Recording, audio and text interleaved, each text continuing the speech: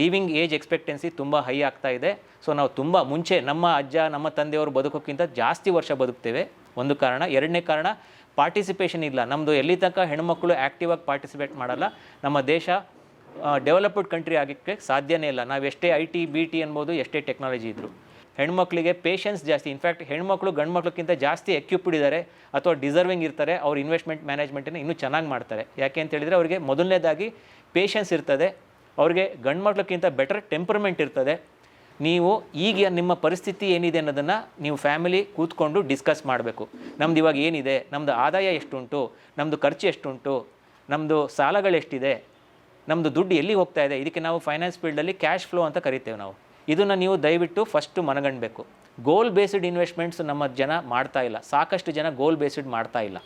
ಹೇಗೆ ಲೈಫಲ್ಲಿ ಏನಾದರೂ ಒಂದು ಸಾಧನೆ ಮಾಡಬೇಕು ಅಂದರೆ ಗೋಲ್ ಇರಬೇಕು, ಅದೇ ರೀತಿ ಇನ್ವೆಸ್ಟ್ಮೆಂಟಲ್ಲೂ ಕೂಡ ನೀವು ಒಂದು ಸಾಧನೆ ಮಾಡಬೇಕು, ಒಂದು ಗುರಿ ತಲುಪಬೇಕು ಅಂದರೆ ಗೋಲ್ ಬೇಸ್ಡ್ ಇನ್ವೆಸ್ಟ್ಮೆಂಟ್ಸ್ ಖಂಡಿತವಾಗಿಯೂ ಮಾಡಬೇಕು. ಎಲ್ಲರಿಗೂ ನಮಸ್ತೆ, ಎಲ್ಲರಿಗೂ ಹ್ಯಾಪಿ ವುಮೆನ್ಸ್ ಡೇ. ಮೊದಲನೇದಾಗಿ ನನಗೆ ಮತ್ತು ಕೃಷ್ಣಮೂರ್ತಿ ಅವರಿಗೆ ಈ ಕಾರ್ಯಕ್ರಮ ಮಾಡಬೇಕು ಅಂತ ಅನಿಸಿದ್ದು ಯಾವಾಗ ಅಂದರೆ, ಈಗ ಒಂದು 6 ತಿಂಗಳ ಕೆಳಗಡೆ ನಾವು ಒಬ್ಬರು ವುಮೆನ್ ಬರಹಗಾರ್ತಿ ಅವ್ರದ್ದು ವಿಡಿಯೋ ನನಗೆ ಕಳಿಸಿದ್ರು. ಆ ವಿಡಿಯೋ ನೋಡಿದಾಗ ತಕ್ಷಣ ಅವ್ರಿಗೆ ಫೋನ್ ಮಾಡಿದೆ. ಸರ್, ನಮ್ಮ ದೇಶದಲ್ಲಿ ತುಂಬ ಈ ಥರದ್ದೆಲ್ಲ ಏನೋ ವುಮೆನ್ನಿಂದು ಸಬಲೀಕರಣ ಆ ಥರ ಈ ಥರದ್ದೆಲ್ಲ ಭಾಷಣಗಳು ತುಂಬ ನಡೆಯುತ್ತೆ, ಅದು ತುಂಬ ಒಳ್ಳೇದು ಕೂಡ. ಬಟ್ ಎಲ್ಲಿ ತನಕ ಯಾವುದೇ ಒಬ್ಬ ಮಹಿಳೆ ಆರ್ಥಿಕವಾಗಿ ಸಬಲರಾಗಲ್ವೋ ಅಲ್ಲಿ ತನಕ ಟ್ರೂ ಇಂಡಿಪೆಂಡೆನ್ಸ್ ಯಾವತ್ತೂ ಆ ಮಹಿಳೆಗೆ ಸಿಗೋದಿಲ್ಲ ಅಂತ ನನ್ನ ಅನಿಸಿಕೆ ಅಂತಂದಾಗ ಆ ಡಿಸ್ಕಷನಿಂದ ನಮ್ಮದು ಶುರುವಾಯಿತು ಈ ಒಂದು ಮೀಟಿಂಗನ್ನು ಮಾಡಬೇಕು ಅಂತ ಅಂದ್ಬಿಟ್ಟು. ಏನೋ ಒಂದು ಕೋಇನ್ಸಿಡೆಂಟ್ಲಿ ಇವತ್ತಿನ ದಿವಸ ವುಮೆನ್ಸ್ ಡೇಗೆ ಅದು ನಾವು ಆಯೋಜನೆ ಮಾಡಿರೋದು ತುಂಬ ಖುಷಿ ಆಗ್ತಾಯಿದೆ ನನಗೆ. ಯಾಕೆ ವುಮೆನ್ಸ್ಗೆ ಆರ್ಥಿಕವಾಗಿ ಇರೋವಂಥ ಒಂದು ಮಾಹಿತಿ ತುಂಬ ಕೊರತೆ ಇದೆ ಅಥವಾ ಅವ್ರು ಯಾಕೆ ಅದರಲ್ಲಿ ತುಂಬ ಪಾರ್ಟಿಸಿಪೇಟ್ ಮಾಡಬೇಕು ಅನ್ನೋದಕ್ಕೋಸ್ಕರ ಮೂರು ಬಹಳ ಇಂಪಾರ್ಟೆಂಟ್ ಕಾರಣಗಳಿದ್ದಾವೆ. ಮೊದಲನೇದಾಗಿ ನಾವೆಲ್ಲರೂ ಗಮನಿಸದೇ ಇರೋವಂಥದ್ದು, ಎಷ್ಟೊಂದು ಜನಕ್ಕೆ ಇದನ್ನು ಹೇಳಿದರೆ ಅವರಿಗೆ ದಿಗ್ಭ್ರಮೆ ಆಗೋವಂಥದ್ದು ಅಂತ ಹೇಳಿದರೆ, ನಾವೆಲ್ಲ ಇತ್ತೀಚಿನ ದಿನಗಳಲ್ಲಿ ಎಸ್ಪೆಷಲಿ ಕೊರೋನಾ ಆದ ನಂತರ ಅಂದ್ಕೊತಾ ಇರೋದು ನಾವೆಲ್ಲ ಬೇಗ ಸತ್ತೋಗ್ತಾ ಇದ್ದೀವಿ ಅಂತ. ಬಟ್ ನಿಜವಾದ ಸ್ಟ್ಯಾಟಿಸ್ಟಿಕ್ಸ್ ಕಂಪ್ಲೀಟ್ಲಿ ಡಿಫ್ರೆಂಟ್ ಹೇಳ್ತಾ ಇದೆ. ಮಾಸ್ಪಿ ಅಂತ ಒಂದು RBI ಅವರ ಒಂದು ಅಂಗಸಂಸ್ಥೆ ಇದೆ, ಅದು ministry of statistics and program implementation ಅಂತ. ಅವರು ಪ್ರತಿ ವರ್ಷ ಒಂದು ರಿಪೋರ್ಟ್ ತರ್ತಾರೆ, ಏಜಿಂಗ್ ಇಂಡಿಯಾ ರಿಪೋರ್ಟ್ ಅಂತೇಳಿ. ಹೋದ ವರ್ಷದ ಏಜಿಂಗ್ ಇಂಡಿಯಾ ರಿಪೋರ್ಟ್ ಪ್ರಕಾರವಾಗಿ ನೋಡಿದರೆ ನಮ್ಮ ದೇಶದ ಏನು ಲೈಫ್ ಎಕ್ಸ್ಪೆಕ್ಟೆನ್ಸಿ ಅಂತ ಕರಿತೀವಿ, ಈಗ 78 ಇಯರ್ಸಿಗೆ ಬಂದಿದೆ. ಅದರಲ್ಲೂ ಕೂಡ ತಮ್ಮೆಲ್ಲರಿಗೂ ಗೊತ್ತಿರುತ್ತೆ, ಸ್ವಲ್ಪ ಗಂಡು ಮಕ್ಕಳಕ್ಕಿಂತ ಹೆಣ್ಮಕ್ಳು ಜಾಸ್ತಿ ವರ್ಷ ಬದುಕ್ತಾರೆ. ಮತ್ತು ಈ ಹಾರ್ಟ್ ಅಟ್ಯಾಕು ಅಂಥದ್ದೆಲ್ಲ ನಾವು ಗಂಡು ಮಕ್ಕಳು ಪೇಟೆಂಟ್ ಹೋಲ್ಡರ್ಸ್. ಅದಕ್ಕೆಲ್ಲ ಜನರಲಿ ಪಾರ್ಶ್ವ ಬರೋದು ಅಥವಾ ಹಾರ್ಟ್ ಅಟ್ಯಾಕ್ ಆಗೋದೆಲ್ಲ ಗಂಡು ಮಕ್ಳಿಗೆ ಜಾಸ್ತಿ ಆಗುತ್ತೆ, ಹೆಣ್ಮಕ್ಳಿಗೆ ಆಗೋದಿಲ್ಲ. ಇದು ಒಳ್ಳೆಯದೇ ಆ್ಯಕ್ಚುಲಿ, ಬಟ್ ಅದರಿಂದ ಅವರು ಇನ್ನೂ ಜಾಸ್ತಿ ವರ್ಷ ಬದುಕ್ತಾರೆ. ಸೊ ಈಗ ಭಾರತ ದೇಶದಲ್ಲಿ 100 ವರ್ಷಕ್ಕಿಂತ ಜಾಸ್ತಿ ವಯಸ್ಸಾಗಿರುವಂಥ ಜನಸಂಖ್ಯೆ ಭಾರತ 5ನೇ ಸ್ಥಾನದಲ್ಲಿದೆ. ಒಂದು ಎಕ್ಸ್ಪರ್ಟ್ಸ್ ರಿಪೋರ್ಟ್ ಪ್ರಕಾರವಾಗಿ 2039ನೇ ಇಸ್ವಿಗೆ ಭಾರತ ದೇಶ ಇಡೀ ಪ್ರಪಂಚದಲ್ಲೇ 2ನೇ ದೇಶ ಆಗಿರುತ್ತೆ ಇಲ್ಲಿ ನಮ್ಮ ಭಾರತ ದೇಶದಲ್ಲಿ 100 ವರ್ಷಕ್ಕಿಂತ ಜಾಸ್ತಿ ವಯಸ್ಸಾಗಿರುವಂಥ ಪಾಪ್ಯುಲೇಷನ್ ಹೈಯೆಸ್ಟ್ ಇರ್ತದೆ. ಸೊ ನಾವು ತುಂಬ ವರ್ಷ ಬದುಕ್ತಿದ್ರೆ ಅದರಿಂದ ಅನುಕೂಲಗಳಿದ್ದಷ್ಟೇ ಅನಾನುಕೂಲಗಳು ಆಗ್ತದೆ. ಆರ್ಥಿಕವಾಗಿ ನಾವು ಆರ್ಥಿಕವಾಗಿ ಸಬಲ ಆಗಿಲ್ಲ ಅಂದರೆ, ಒಂದು ಎಕ್ಸಾಂಪಲ್ ಹೇಳ್ಬೇಕಂದ್ರೆ, ಈಗ ನನ್ನ ವಯಸ್ಸೇ 47. ಸೊ ನಾವು ಹುಟ್ಟಿದಾಗಿಂದ ಇಷ್ಟು ವರ್ಷ ಬದುಕಿದ್ದಷ್ಟೇ ವರ್ಷ ಮತ್ತೆ ಇನ್ನೊಂದು 45 ವರ್ಷ ಬದುಕಿದ್ರೆ, ಅಲ್ಲಿ ತನಕ ನಾವು ಹುಟ್ಟಿದಾಗಿಂದ ಇಷ್ಟು ತನಕ ನಮ್ಮ ತಂದೆ ತಾಯಿ ನೋಡ್ಕೊಂಡಿರ್ತಾರೆ, ಬೆಳೆಸಿರ್ತಾರೆ. ನಾನು ಈಗ ಇಲ್ಲಿಂದ ಮತ್ತೆ ಇನ್ನೊಂದು 40 ವರ್ಷ ಬದುಕ್ತೀನಿ ಅಂದರೆ ಅಲ್ಲಿ ತನಕ ನಾನು ಆರ್ಥಿಕವಾಗಿ ತಯಾರಿ ಮಾಡ್ಕೋಬೇಕಾಗ್ತದೆ. So basically as a Indians ನಮ್ಮದು ಲೈಫ್ ಎಕ್ಸ್ಪೆಕ್ಟೆನ್ಸಿ ಇನ್ಕ್ರೀಸ್ ಆಗಿದೆ. ಎರಡನೇದು, ಮಹಿಳೆಯರು ಸ್ವಾಭಾವಿಕವಾಗಿ ಗಂಡಸರಿಗಿಂತ ಜಾಸ್ತಿ ಬದುಕ್ತಾ ಇರೋದ್ರಿಂದ ಅವ್ರು ಇನ್ನೂ ಸ್ವಲ್ಪ ಜಾಸ್ತಿ ವರ್ಷ ಬದುಕೋದ್ರಿಂದ ಅವರು ಮೊದಲನೇದಾಗಿ ತುಂಬ ಲಾಂಗ್ ಟರ್ಮಿಗೆ ನಾವು ಆರ್ಥಿಕವಾಗಿ ಹೇಗೆ ಸಬಲರಾಗಬೇಕು ಅನ್ನೋದ್ರ ಬಗ್ಗೆ ಚಿಂತನೆ ಕೊಡಬೇಕಾಗಿದೆ, ಮೊದಲನೇದು ಕಾರಣ. ಎರಡನೇ ಕಾರಣ, ಅನ್ಫಾರ್ಚುನೇಟ್ಲಿ ನನ್ನ ಕಳೆದ 20 ವರ್ಷದ ಎಕ್ಸ್ಪೀರಿಯನ್ಸಲ್ಲಿ ನಾನು ನೋಡಿರೋ ಪ್ರಕಾರ, ನಾನು ಡಾಕ್ಟರ್ಸ್ಗಳಿಗೆ ಭೇಟಿಯಾಗಿದ್ದೀನಿ, HODಗಳಿಗೆ ಭೇಟಿಯಾಗಿದ್ದೀನಿ, PhD ಹೋಲ್ಡರ್ಸ್ಗಳಿಗೆ ಭೇಟಿಯಾಗಿದ್ದೀನಿ, ಎಲ್ಲ ಹೆಣ್ಮಕ್ಳುಗಳನ್ನು ಭೇಟಿ ಆಗ್ತಾ ಇರ್ತೀನಿ ನನ್ನ ಕೆಲಸದ ನಿಮಿತ್ತ. ಅವರೆಲ್ಲರೂ ಅವರ ಕ್ಷೇತ್ರಗಳಲ್ಲಿ ಟಾಪರ್ಸು, ಅಕಾಡೆಮಿಕಲಿ ಹೈಲಿ ಕ್ವಾಲಿಫೈಡು, ತುಂಬ talented. But when it comes to investment ಅಂತ ಬಂದಾಗ ಅವ್ರು ಯಾಕೋ ಹಿಂದೇಟಾಗ್ತಾರೆ. ಎರಡನೇ ಕಾರಣ, ಅದರಲ್ಲೇ ಇನ್ನೊಂದು ಭಾಗವಾಗಿ ಕಾರಣ ಅಂದರೆ, ನಮ್ಮ ದೇಶದಲ್ಲಿ ತಮ್ಮೆಲ್ಲರಿಗೂ ಗೊತ್ತಿರೋ ಹಾಗೆ ನಮ್ಮದು ಮೇಲ್ ಡಾಮಿನೇಟೆಡ್, ಮುಂಚಿಂದನೂ ಮೇಲ್ ಡಾಮಿನೇಟೆಡ್ ಪ್ಯಾಟ್ರಿಯಾರ್ಕಲ್ ಸೊಸೈಟಿ ಅಂತ ನಾವು ಕರಿತೀವಿ. ಮೇಲ್ ಡಾಮಿನೇಟೆಡ್ ಇರೋದ್ರಿಂದ 50% ಇದರಲ್ಲಿ ಕಾರಣ ಹೆಣ್ಮಕ್ಳು ಆಗಿದ್ದಂಗೆ 50% ಗಂಡ್ಮಕ್ಳು ಕೂಡ ಕಾರಣ. ಈಗ ಯಾವುದೇ ಹೆಣ್ಮಕ್ಳಿಗೆ ಹೋಗಿ ಕೇಳಿದರೆ, ನಿಮ್ಮ ಏನು ಮೇಡಮ್ ನೀವು ಏನು ಇನ್ವೆಸ್ಟ್ ಮಾಡಿದ್ದೀರಾ ಅಥವಾ ಏನಾಗಿದೆ ಅಂತ ಕೇಳಿದರೆ, ಏನೇ ಕೇಳಿದ್ರು ನನ್ನ ಪ್ರಕಾರ ಭಾಳ ಆಶ್ಚರ್ಯ ಆಗೋದಂದರೆ ಎಷ್ಟೋ ಜನ ಹೆಚ್ ಒ ಡಿಗಳಿಗೆ ತುಂಬ ಟಾಪಲ್ಲಿರೋರಿಗೆ ಅವ್ರ ಪ್ಯಾನ್ ನಂಬರ್ ಸಹಿತ ಗೊತ್ತಿರಲ್ಲ. ಸೊ ಇದು ಯಾಕೆ ಹಿಂಗಾಗತ್ತೆ ಅಂದರೆ ಎಲ್ಲರೂ ಕೂಡ ತಂದೆ ನೋಡ್ಕೊತಿರ್ತಾರೆ, ಅಣ್ಣ ನೋಡ್ಕೊತಿರ್ತಾನೆ, ದೊಡ್ಡಪ್ಪ ನೋಡ್ಕೊತಿರ್ತಾರೆ, ಗಂಡ ನೋಡ್ಕೊತಿರ್ತಾರೆ, ಇಲ್ಲ ಮಗ ನೋಡ್ಕೊತಿರ್ತಾರೆ. ಸೊ ಯಾರೂ ಕೂಡ ಅವರು ಪಾರ್ಟಿಸಿಪೇಟೇ ಮಾಡೋದಿಲ್ಲ ಹೆಣ್ಮಕ್ಳು. ಇದು ತುಂಬ ಆತಂಕಕಾರಿಯಾಗಿರುವಂಥದ್ದು ಮತ್ತು ಒಳ್ಳೆಯದಲ್ಲ ಇದು. ಮತ್ತು ಇನ್ನೊಂದು ಪಾಯಿಂಟ್ ಹೇಳಬೇಕಂದ್ರೆ, ನೀವು ನೋಡಿ ಪ್ರಪಂಚದಲ್ಲಿ ಯಾವುದೇ ಆರ್ಥಿಕವಾಗಿ ಬೆಳೆದಿರೋಂಥ ಕಂಟ್ರಿ ಅಂದರೆ ಡೆವಲಪ್ಡ್ ದೇಶ ಅಂತ ನೀವು ನೋಡಿದರೆ, ಯಾವುದೇ ದೇಶ ಯಾವಾಗ ಡೆವಲಪ್ಡ್ ಆಗಿದೆ ಅಂದರೆ ಹಿಂದೆ ಕಳೆದ 100-200 ವರ್ಷದಲ್ಲಿ ನೋಡಿದಾಗ ಯಾವ ದೇಶದಲ್ಲಿ ಹೆಣ್ಮಕ್ಳು ಆರ್ಥಿಕವಾಗಿ ಸಬಲರಾಗಿದ್ದಾರೋ, ಹೆಣ್ಮಕ್ಳು ಜಾಸ್ತಿ ಕೆಲಸಗಳಿಗೆ ಹೋಗ್ತಾ ಇದ್ದಾರೋ ಅಂಥ ದೇಶನೇ ಮಾತ್ರ ಡೆವಲಪ್ಡ್ ಆಗಿರುವಂಥದ್ದು. ತಮ್ಮೆಲ್ಲರಿಗೂ ಗೊತ್ತಿದೆ, ನಮ್ಮ ದೇಶದಲ್ಲಿ 50% ಅಥವಾ ಅದಕ್ಕಿಂತ ಸ್ವಲ್ಪ ಜಾಸ್ತಿ ಇವಾಗ ನಮ್ಮ ಪಾಪ್ಯುಲೇಷನ್ ಇರೋದು ಹೆಣ್ಮಕ್ಳು. ಸೊ ಹೆಣ್ಮಕ್ಳು ದುಡಿಲಿಲ್ಲ ಅಥವಾ ಅವರು ದುಡಿದ ಮೇಲೆ ಆ ದುಡಿದಂಥ ದುಡ್ಡನ್ನ ಸರಿಯಾದ ರೀತಿಯಲ್ಲಿ ಬಳಸಲಿಲ್ಲ ಅಂಥೇಳಿದರೆ, ಇನ್ವೆಸ್ಟ್ ಮಾಡಲಿಲ್ಲ ಅಂಥೇಳಿದರೆ ನಮ್ಮ ದೇಶ ಯಾವುದೇ ಕಾರಣಕ್ಕೂ ಅದು ಎಂಥದೇ ಟೆಕ್ನಾಲಜಿ ಬರಲಿ, ಎಷ್ಟೇ ಕಾಲೇಜುಗಳು ಓಪನ್ ಮಾಡಲಿ, ಎಷ್ಟೇ ಓದಿರಲಿ ಅವರು, ಅದು ನಾವು ಆರ್ಥಿಕವಾಗಿ ನಮ್ಮ ದೇಶ ಕೂಡ ಬೆಳವಣಿಗೆ ಆಗೋದಿಲ್ಲ. ಸೊ ಅದಕ್ಕೆ ಪಾರ್ಟಿಸಿಪೇಷನ್ನು ಹೆಣ್ಮಕ್ಳಿಂದ ಆಗಬೇಕು. ಗಂಡು ಮಕ್ಕಳು ಕೂಡ ಅವರವರ ಮನೆಯಲ್ಲಿ ಅದಕ್ಕೆ ಸರಿಯಾದ ರೀತಿಯಲ್ಲಿ ಪ್ರೋತ್ಸಾಹ ಮತ್ತು ಸಪೋರ್ಟ್ ಮಾಡಬೇಕಾಗಿದೆ. ರೀಸೆಂಟ್ಲಿ 2 years ಬ್ಯಾಕು ಪೇಟಿಎಮ್ ಅನ್ನೋಂಥ ಕಂಪ್ನಿ ಒಂದು ಸೋಷಲ್ ಎಕ್ಸ್ಪೆರಿಮೆಂಟ್ ಮಾಡಿದರು. ಏನಂತ ಹೇಳಿದರೆ, ಹೆಣ್ಮಕ್ಳು ಮತ್ತು ಗಂಡು ಮಕ್ಳನ್ನ ಕರೆದುಬಿಟ್ಟು ಒಂದು ಲೈನ್ ಹಾಕ್ಬಿಟ್ಟು ಕೆಲವು ಪ್ರಶ್ನೆಗಳನ್ನು ಕೇಳಿದರು. ಏನಂತ ಹೇಳಿದರೆ, ಸಣ್ಣ ಸಣ್ಣ ಸಿಂಪಲ್ ಇರೋಂಥ ಪ್ರಶ್ನೆ. ನೀವು 10ನೇ ವಯಸ್ಸಿನಕ್ಕಿಂತ ಮುಂಚೆ ನೀವೇನಾದ್ರು ಸೈಕಲ್ ಓಡಿಸ್ಲಿಕ್ಕೆ ಬರ್ತಿತ್ತಾ? ನೀವು ಎಷ್ಟನೇ ವಯಸ್ಸಿಗೆ ನೀವಾಗಿ ಹೋಗಿ ಅಂಗಡಿಗೆ ಹೋಗಿ ಒಂದು ಪದಾರ್ಥನ ತೊಗೊಂಬಂದ್ರಿ? ಈ ಥರ ಸಣ್ಣ ಸಣ್ಣ ಸಿಂಪಲ್ ಇರುವಂಥ ಪ್ರಶ್ನೆಗಳು. ಸೊ ಮೊದಲಿಗೆ ಈ ಥರ ಪ್ರಶ್ನೆಗಳಲ್ಲಿ ಪ್ರತಿಯೊಬ್ಬರು ಹೆಣ್ಣು ಗಂಡು ಇಬ್ಬರು ಸಮಾನವಾಗಿ ಮುಂದೆ ಹೋಗ್ತಾ ಹೋದರು. ಒಂದೊಂದು ಸ್ಟೆಪ್, ಒಂದು ಸರಿ ಉತ್ತರಕ್ಕೆ ಒಂದು ಸ್ಟೆಪ್ ಮುಂದೆ ಹೋಗಬೇಕು, ಒಂದು ಸರಿ ಅಲ್ಲದೇ ಇರೋ ಉತ್ತರಕ್ಕೆ ಒಂದು ಸ್ಟೆಪ್ ಹಿಂದೆ ಹೋಗಬೇಕು ಅಂತ. ಸೊ ಸ್ಟಾರ್ಟಿಂಗಲ್ಲಿ ಎಲ್ಲ ಉತ್ತರಕ್ಕೂ ಹೆಣ್ಮಕ್ಳು ಗಂಡು ಮಕ್ಕಳು ಮುಂದೆ ಹೋಗ್ತಾ ಹೋದರು. ಕೆಲವು ಪ್ರಶ್ನೆಗಳಿಗೆ ಹೆಣ್ಮಕ್ಳು ಇನ್ನೂ ಮುಂದೆ ಹೋದರು. ಆಮೇಲೆ 15ನೇ ಕ್ವಶನ್ ಆದ ನಂತರ ಏನು ಮಾಡ್ಲಿಕ್ಕೆ ಶುರು ಮಾಡಿದರು ಅಂದರೆ, ನಿಮಗೆ ಪ್ಯಾನ್ ಕಾರ್ಡ್ ಇದೆಯಾ? ನಿಮ್ಮ ಪ್ಯಾನ್ ನಂಬರ್ ನಿಮಗೆ ಗೊತ್ತಿದೆಯಾ? ಎಫ್ ಡಿಗೂ ಆರ್ ಡಿಗೂ ವ್ಯತ್ಯಾಸ ಗೊತ್ತಿದೆಯಾ? ನಿಮಗೋಸ್ಕರ ಯಾವುದಾದ್ರು ಪ್ರಾಡಕ್ಟ್ ಇದೆಯಾ? ನಿಮ್ಮ ಇನ್ವೆಸ್ಟ್ಮೆಂಟ್ ಎಷ್ಟಿದೆ? ಈ ಥರ ಆರ್ಥಿಕವಾಗಿ ಅಥವಾ ಇನ್ವೆಸ್ಟ್ಮೆಂಟ್ ಬಗ್ಗೆ ಪ್ರಶ್ನೆಗಳು ಕೊಡ್ತಾ ಹೋದರು. ಸಣ್ಣ ಸಣ್ಣ ಪ್ರಶ್ನೆಗಳು, ಅದೇನು ತುಂಬ ರಾಕೆಟ್ ಸೈನ್ಸ್ ಆ ಥರದ್ದಲ್ಲ. ಆವಾಗ ಒಂದೊಂದೇ ಹೆಜ್ಜೆ ಹಿಂದೆ ಹೋಗ್ತಾ ಹೋದರು. 25ನೇ ಪ್ರಶ್ನೆ ಮುಗಿಯುವಷ್ಟರಲ್ಲಿ ಎಲ್ಲ ಆಲ್ಮೋಸ್ಟ್ 95% ಹೆಣ್ಮಕ್ಳು. ಆ್ಯಂಡ್ ಇವ್ರು ಯಾರು ಸಣ್ಣ ಸಣ್ಣ ಹೆಣ್ಮಕ್ಳಲ್ಲ. ನೀವು ಬೇಕಾದ್ರೆ ಯೂಟ್ಯೂಬ್ ಹೋಗಿ ಇದನ್ನು ಚೆಕ್ ಮಾಡ್ಬೋದು. ಪೇಟಿಎಮ್ ಸೋಷಲ್ ಎಕ್ಸ್ಪೆರಿಮೆಂಟ್ ಅಂತ ಹಾಕಿದರೆ ನಿಮಗೆ ಸಿಗುತ್ತೆ ಇವತ್ತಿಗೂ ಕೂಡ. ಇವರೆಲ್ಲ ಅದರಲ್ಲಿ ಎಷ್ಟೋ ಜನಗಳು ಹೆಚ್ ಒ ಡಿಗಳಾಗಿದ್ದಿರ್ಬೋದು, ಅವರು ಎಕಾಡೆಮಿಕಲಿ ಹೈಲಿ ಕ್ವಾಲಿಫೈಡ್ ಆಗಿರುವಂಥವ್ರು, ಕೆಲವರು ವುಮೆನ್ ಬಿಸ್ನೆಸ್ಮನ್ಗಳು ಕೂಡ ಆಗಿದ್ದರು. ಆದರೂ ಕೂಡ ಅವರು ಆರ್ಥಿಕವಾಗಿ ಇನ್ವೆಸ್ಟ್ಮೆಂಟ್ ಬಗ್ಗೆ ಬಂದಾಗ ಅವರು ಹಿಂದೇಟಾಗಿದ್ದರು. ಸೊ ಇದು ಎರಡನೇ ಮೂಲಭೂತವಾದ ಕಾರಣ. ಒಂದು, ನಮ್ಮ ಲಿವಿಂಗ್ ಏಜ್ ಎಕ್ಸ್ಪೆಕ್ಟೆನ್ಸಿ ತುಂಬ ಹೈ ಆಗ್ತಾ ಇದೆ. ಸೊ ನಾವು ತುಂಬ ಮುಂಚೆ ನಮ್ಮ ಅಜ್ಜ ನಮ್ಮ ತಂದೆಯವರು ಬದುಕೋಕ್ಕಿಂತ ಜಾಸ್ತಿ ವರ್ಷ ಬದುಕ್ತೇವೆ, ಒಂದು ಕಾರಣ. ಎರಡನೇ ಕಾರಣ, ಪಾರ್ಟಿಸಿಪೇಷನ್ ಇಲ್ಲ. ನಮ್ಮದು ಎಲ್ಲಿ ತನಕ ಹೆಣ್ಮಕ್ಳು ಆ್ಯಕ್ಟಿವಾಗಿ ಪಾರ್ಟಿಸಿಪೇಟ್ ಮಾಡಲ್ಲ, ನಮ್ಮ ದೇಶ ಡೆವಲಪ್ಡ್ ಕಂಟ್ರಿ ಆಗೋಕ್ಕೆ ಸಾಧ್ಯನೇ ಇಲ್ಲ. ನಾವು ಎಷ್ಟೇ ಐ ಟಿ ಬಿ ಟಿ ಅನ್ಬೋದು, ಎಷ್ಟೇ ಟೆಕ್ನಾಲಜಿ ಇದ್ದರು. ಮೂರನೇ ಕಾರಣ, ಇನ್ನೊಂದು ಪಾರ್ಟಿಸಿಪೇಟ್ ಮಾಡದೇ ಇರೋದಕ್ಕೆ ಇನ್ನೊಂದು ಕಾರಣ ಏನಂತ ಹೇಳಿದರೆ, ಗಂಡು ಮಕ್ಕಳದ್ರಲ್ಲಿ ಗಂಡು ಮಕ್ಕಳುಗಳ ಏನೋ ಒಂದು ಇದು ಜಾಸ್ತಿ ಇದೆ. ಇದರಲ್ಲಿ ಒಂದು ಕಾರಣ ಏನಂತ ಹೇಳಿದರೆ, ಸಹಜವಾಗಿ ಗಂಡು ಮಕ್ಕಳುಗಳು ಅವರ ಏನು ಇನ್ವೆಸ್ಟ್ ಮಾಡಿರ್ತಾರೋ ಅದನ್ನು ಹೆಣ್ಮಕ್ಳ ಹತ್ರ ಶೇರ್ ಮಾಡದೇ ಇರೋವಂಥ ಕೆಟ್ಟ ಅಭ್ಯಾಸ ಇದೆ. ಕೆಲವು ಮನೆಗಳಲ್ಲಿ ಈಗ ಅದು ಚೇಂಜ್ ಆಗಿ ಎಲ್ಲರೂ ಶೇರ್ ಮಾಡ್ತಾ ಇದ್ದಾರೆ. ಸೊ ತಮ್ಮೆಲ್ಲರಿಗೂ ಗೊತ್ತಿರ್ಬೋದು, ನೀವು ಬೇಕಾದ್ರೆ ಗೂಗಲಿಗೆ ಹೋಗಿ ಚೆಕ್ ಮಾಡಿ. ಎಫ್ ಡಿಗಳಲ್ಲಿ ಅನ್ಕ್ಲೈಮ್ಡ್ ಎಫ್ ಡಿ ಇವತ್ತಿನ ದಿವಸ, ಹೋದ ವರ್ಷ ಮಾರ್ಚ್ 2024ಗೆ 78,000 ಕೋಟಿಯಷ್ಟು ಅನ್ಕ್ಲೈಮ್ಡ್ ಅಮೌಂಟ್ ಬಿದ್ದಿದೆ ಬ್ಯಾಂಕ್ಗಳಲ್ಲಿ. LICಯಲ್ಲಿ 800 ಕೋಟಿ ಬಿದ್ದಿದೆ. ಮ್ಯೂಚುವಲ್ ಫಂಡಲ್ಲಿ 28,000 ಕೋಟಿ ಇದೆ. PPF ಅಲ್ಲಿ 88,000 ಕೋಟಿ ಅನ್ಕ್ಲೈಮ್ಡ್ ಅಮೌಂಟ್. ಇದು ಕೋಟಿ, ಸಾವಿರ ಕೋಟಿಯಷ್ಟು ದುಡ್ಡು ಅನ್ಕ್ಲೈಮ್ಡ್ ಅಮೌಂಟಾಗಿ ಬಿದ್ದಿದೆ. ಅಂದರೆ ಅರ್ಥ ಏನು, ಇದನ್ನು ಯಾರು ಪಾಪ ಕಷ್ಟಪಟ್ಟು ದುಡ್ದು ಅದನ್ನು ಇನ್ವೆಸ್ಟ್ ಮಾಡಿದ್ರೋ ಆ ಗಂಡ್ಮಕ್ಳು ಮನೇಲಿ ಅದನ್ನು ಶೇರ್ ಮಾಡಲಿಲ್ಲ.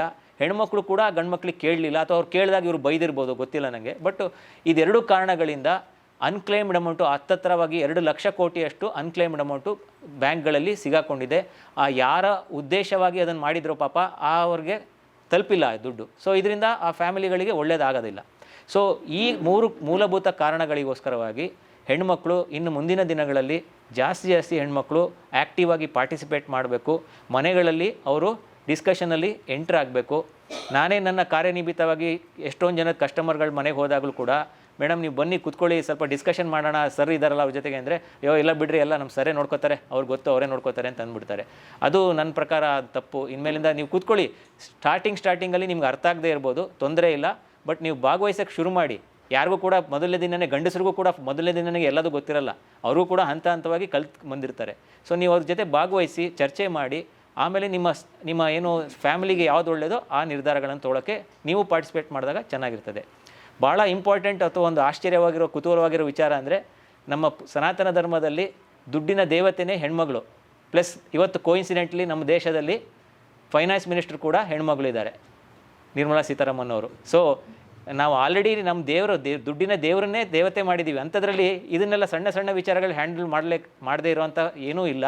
ಅದು ಸೆಲ್ಫ್ ಕಾನ್ಫಿಡೆನ್ಸ್ ಸ್ವಲ್ಪ ಕಮ್ಮಿ ಇರೋದ್ರಿಂದ, ಅದರಲ್ಲಿ ಮಾಡದೇ ಇರೋದ್ರಿಂದ, ಭಾಗವಹಿಸ್ತಾ ಇರೋದ್ರಿಂದ ಹಂಗೆ ಅನಿಸಿರ್ತದೆ ಹೆಣ್ಮಕ್ಳಿಗೆ. ಏನೂ ತೊಂದರೆ ಇಲ್ಲ. ನೀವು ಅವ್ರದ್ದು ನೋಡಿದರೆ, ನಾವು ಸ್ಟೋನ್ ಏಜಿಂದ ನೋಡಿದರೆ ಹೆಣ್ಮಕ್ಳಿಗೆ ಪೇಷನ್ಸ್ ಜಾಸ್ತಿ. ಇನ್ಫ್ಯಾಕ್ಟ್ ಹೆಣ್ಮಕ್ಳು ಗಂಡು ಮಕ್ಳಿಗಿಂತ ಜಾಸ್ತಿ ಎಕ್ವಿಪ್ಡ್ ಇದ್ದಾರೆ ಅಥವಾ ಡಿಸರ್ವಿಂಗ್ ಇರ್ತಾರೆ. ಅವ್ರು ಇನ್ವೆಸ್ಟ್ಮೆಂಟ್ ಮ್ಯಾನೇಜ್ಮೆಂಟನ್ನು ಇನ್ನೂ ಚೆನ್ನಾಗಿ ಮಾಡ್ತಾರೆ. ಯಾಕೆ ಅಂತ ಹೇಳಿದರೆ ಅವರಿಗೆ ಮೊದಲನೇದಾಗಿ ಪೇಷನ್ಸ್ ಇರ್ತದೆ, ಅವ್ರಿಗೆ ಗಂಡು ಮಕ್ಳಿಗಿಂತ ಬೆಟರ್ ಟೆಂಪರ್ಮೆಂಟ್ ಇರ್ತದೆ.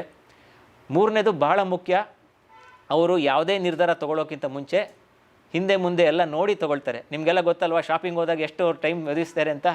ಒಂದು ಸಣ್ಣ ಲಿಪ್ಸ್ಟಿಕ್ ತೊಗೊಬೇಕಾದ್ರೆ ಕೂಡ ಅದು 1 ಗಂಟೆ ನೋಡ್ತಾರೆ, 4-5 ವೆರೈಟಿ ನೋಡ್ತಾರೆ, ಫ್ರೆಂಡ್ಸ್ಗಳಿಗೆ ಕೇಳ್ತಾರೆ, ಯೂಸ್ ಮಾಡಿದವ್ರಿಗೆ ಕೇಳ್ತಾರೆ. ಇದು ಒಳ್ಳೆ ಗುಣ. ಆ್ಯಕ್ಚುಲಿ ಇನ್ವೆಸ್ಟ್ಮೆಂಟಲ್ಲೂ ಕೂಡ ಇದೇ ಮಾಡಬೇಕಾಗಿರೋಂಥದ್ದು. ಸೊ ಈ ಮೂರು ಇದು ಭಾಳ ಒಂದು ಇಂಪಾರ್ಟೆಂಟ್ ಮತ್ತು ತುಂಬ ಅಡ್ವಾಂಟೇಜಸ್ ಪೊಸಿಷನಲ್ಲಿ ಹೆಣ್ಮಕ್ಳಿದ್ದಾರೆ. ಈ ಕಾರಣಕ್ಕೋಸ್ಕರ ನಾನು ಅವರಿಗೆಲ್ಲ ರಿಕ್ವೆಸ್ಟ್ ಮಾಡ್ತೀನಿ, ಇನ್ನು ಮುಂದಿನ ದಿನಗಳಲ್ಲಿ ನೀವು ಭಾಗವಹಿಸ್ಲಿಕ್ಕೆ ಶುರು ಮಾಡಿ. ಈ ನನ್ನ ಒಂದು ಮಾತು 2 ಭಾಗವಾಗಿ ನಾನು ಮಾತನಾಡ್ತೇನೆ. ಮೊದಲನೇ ಭಾಗ ನೀವು ಏನು ಮಾಡಬೇಕು ಅನ್ನೋವಂಥದ್ದನ್ನು, things to do, simple basics ನಾನು ನಿಮಗೆ ಶೇರ್ ಮಾಡಲಿಕ್ಕೆ ಇಷ್ಟಪಡ್ತೇನೆ.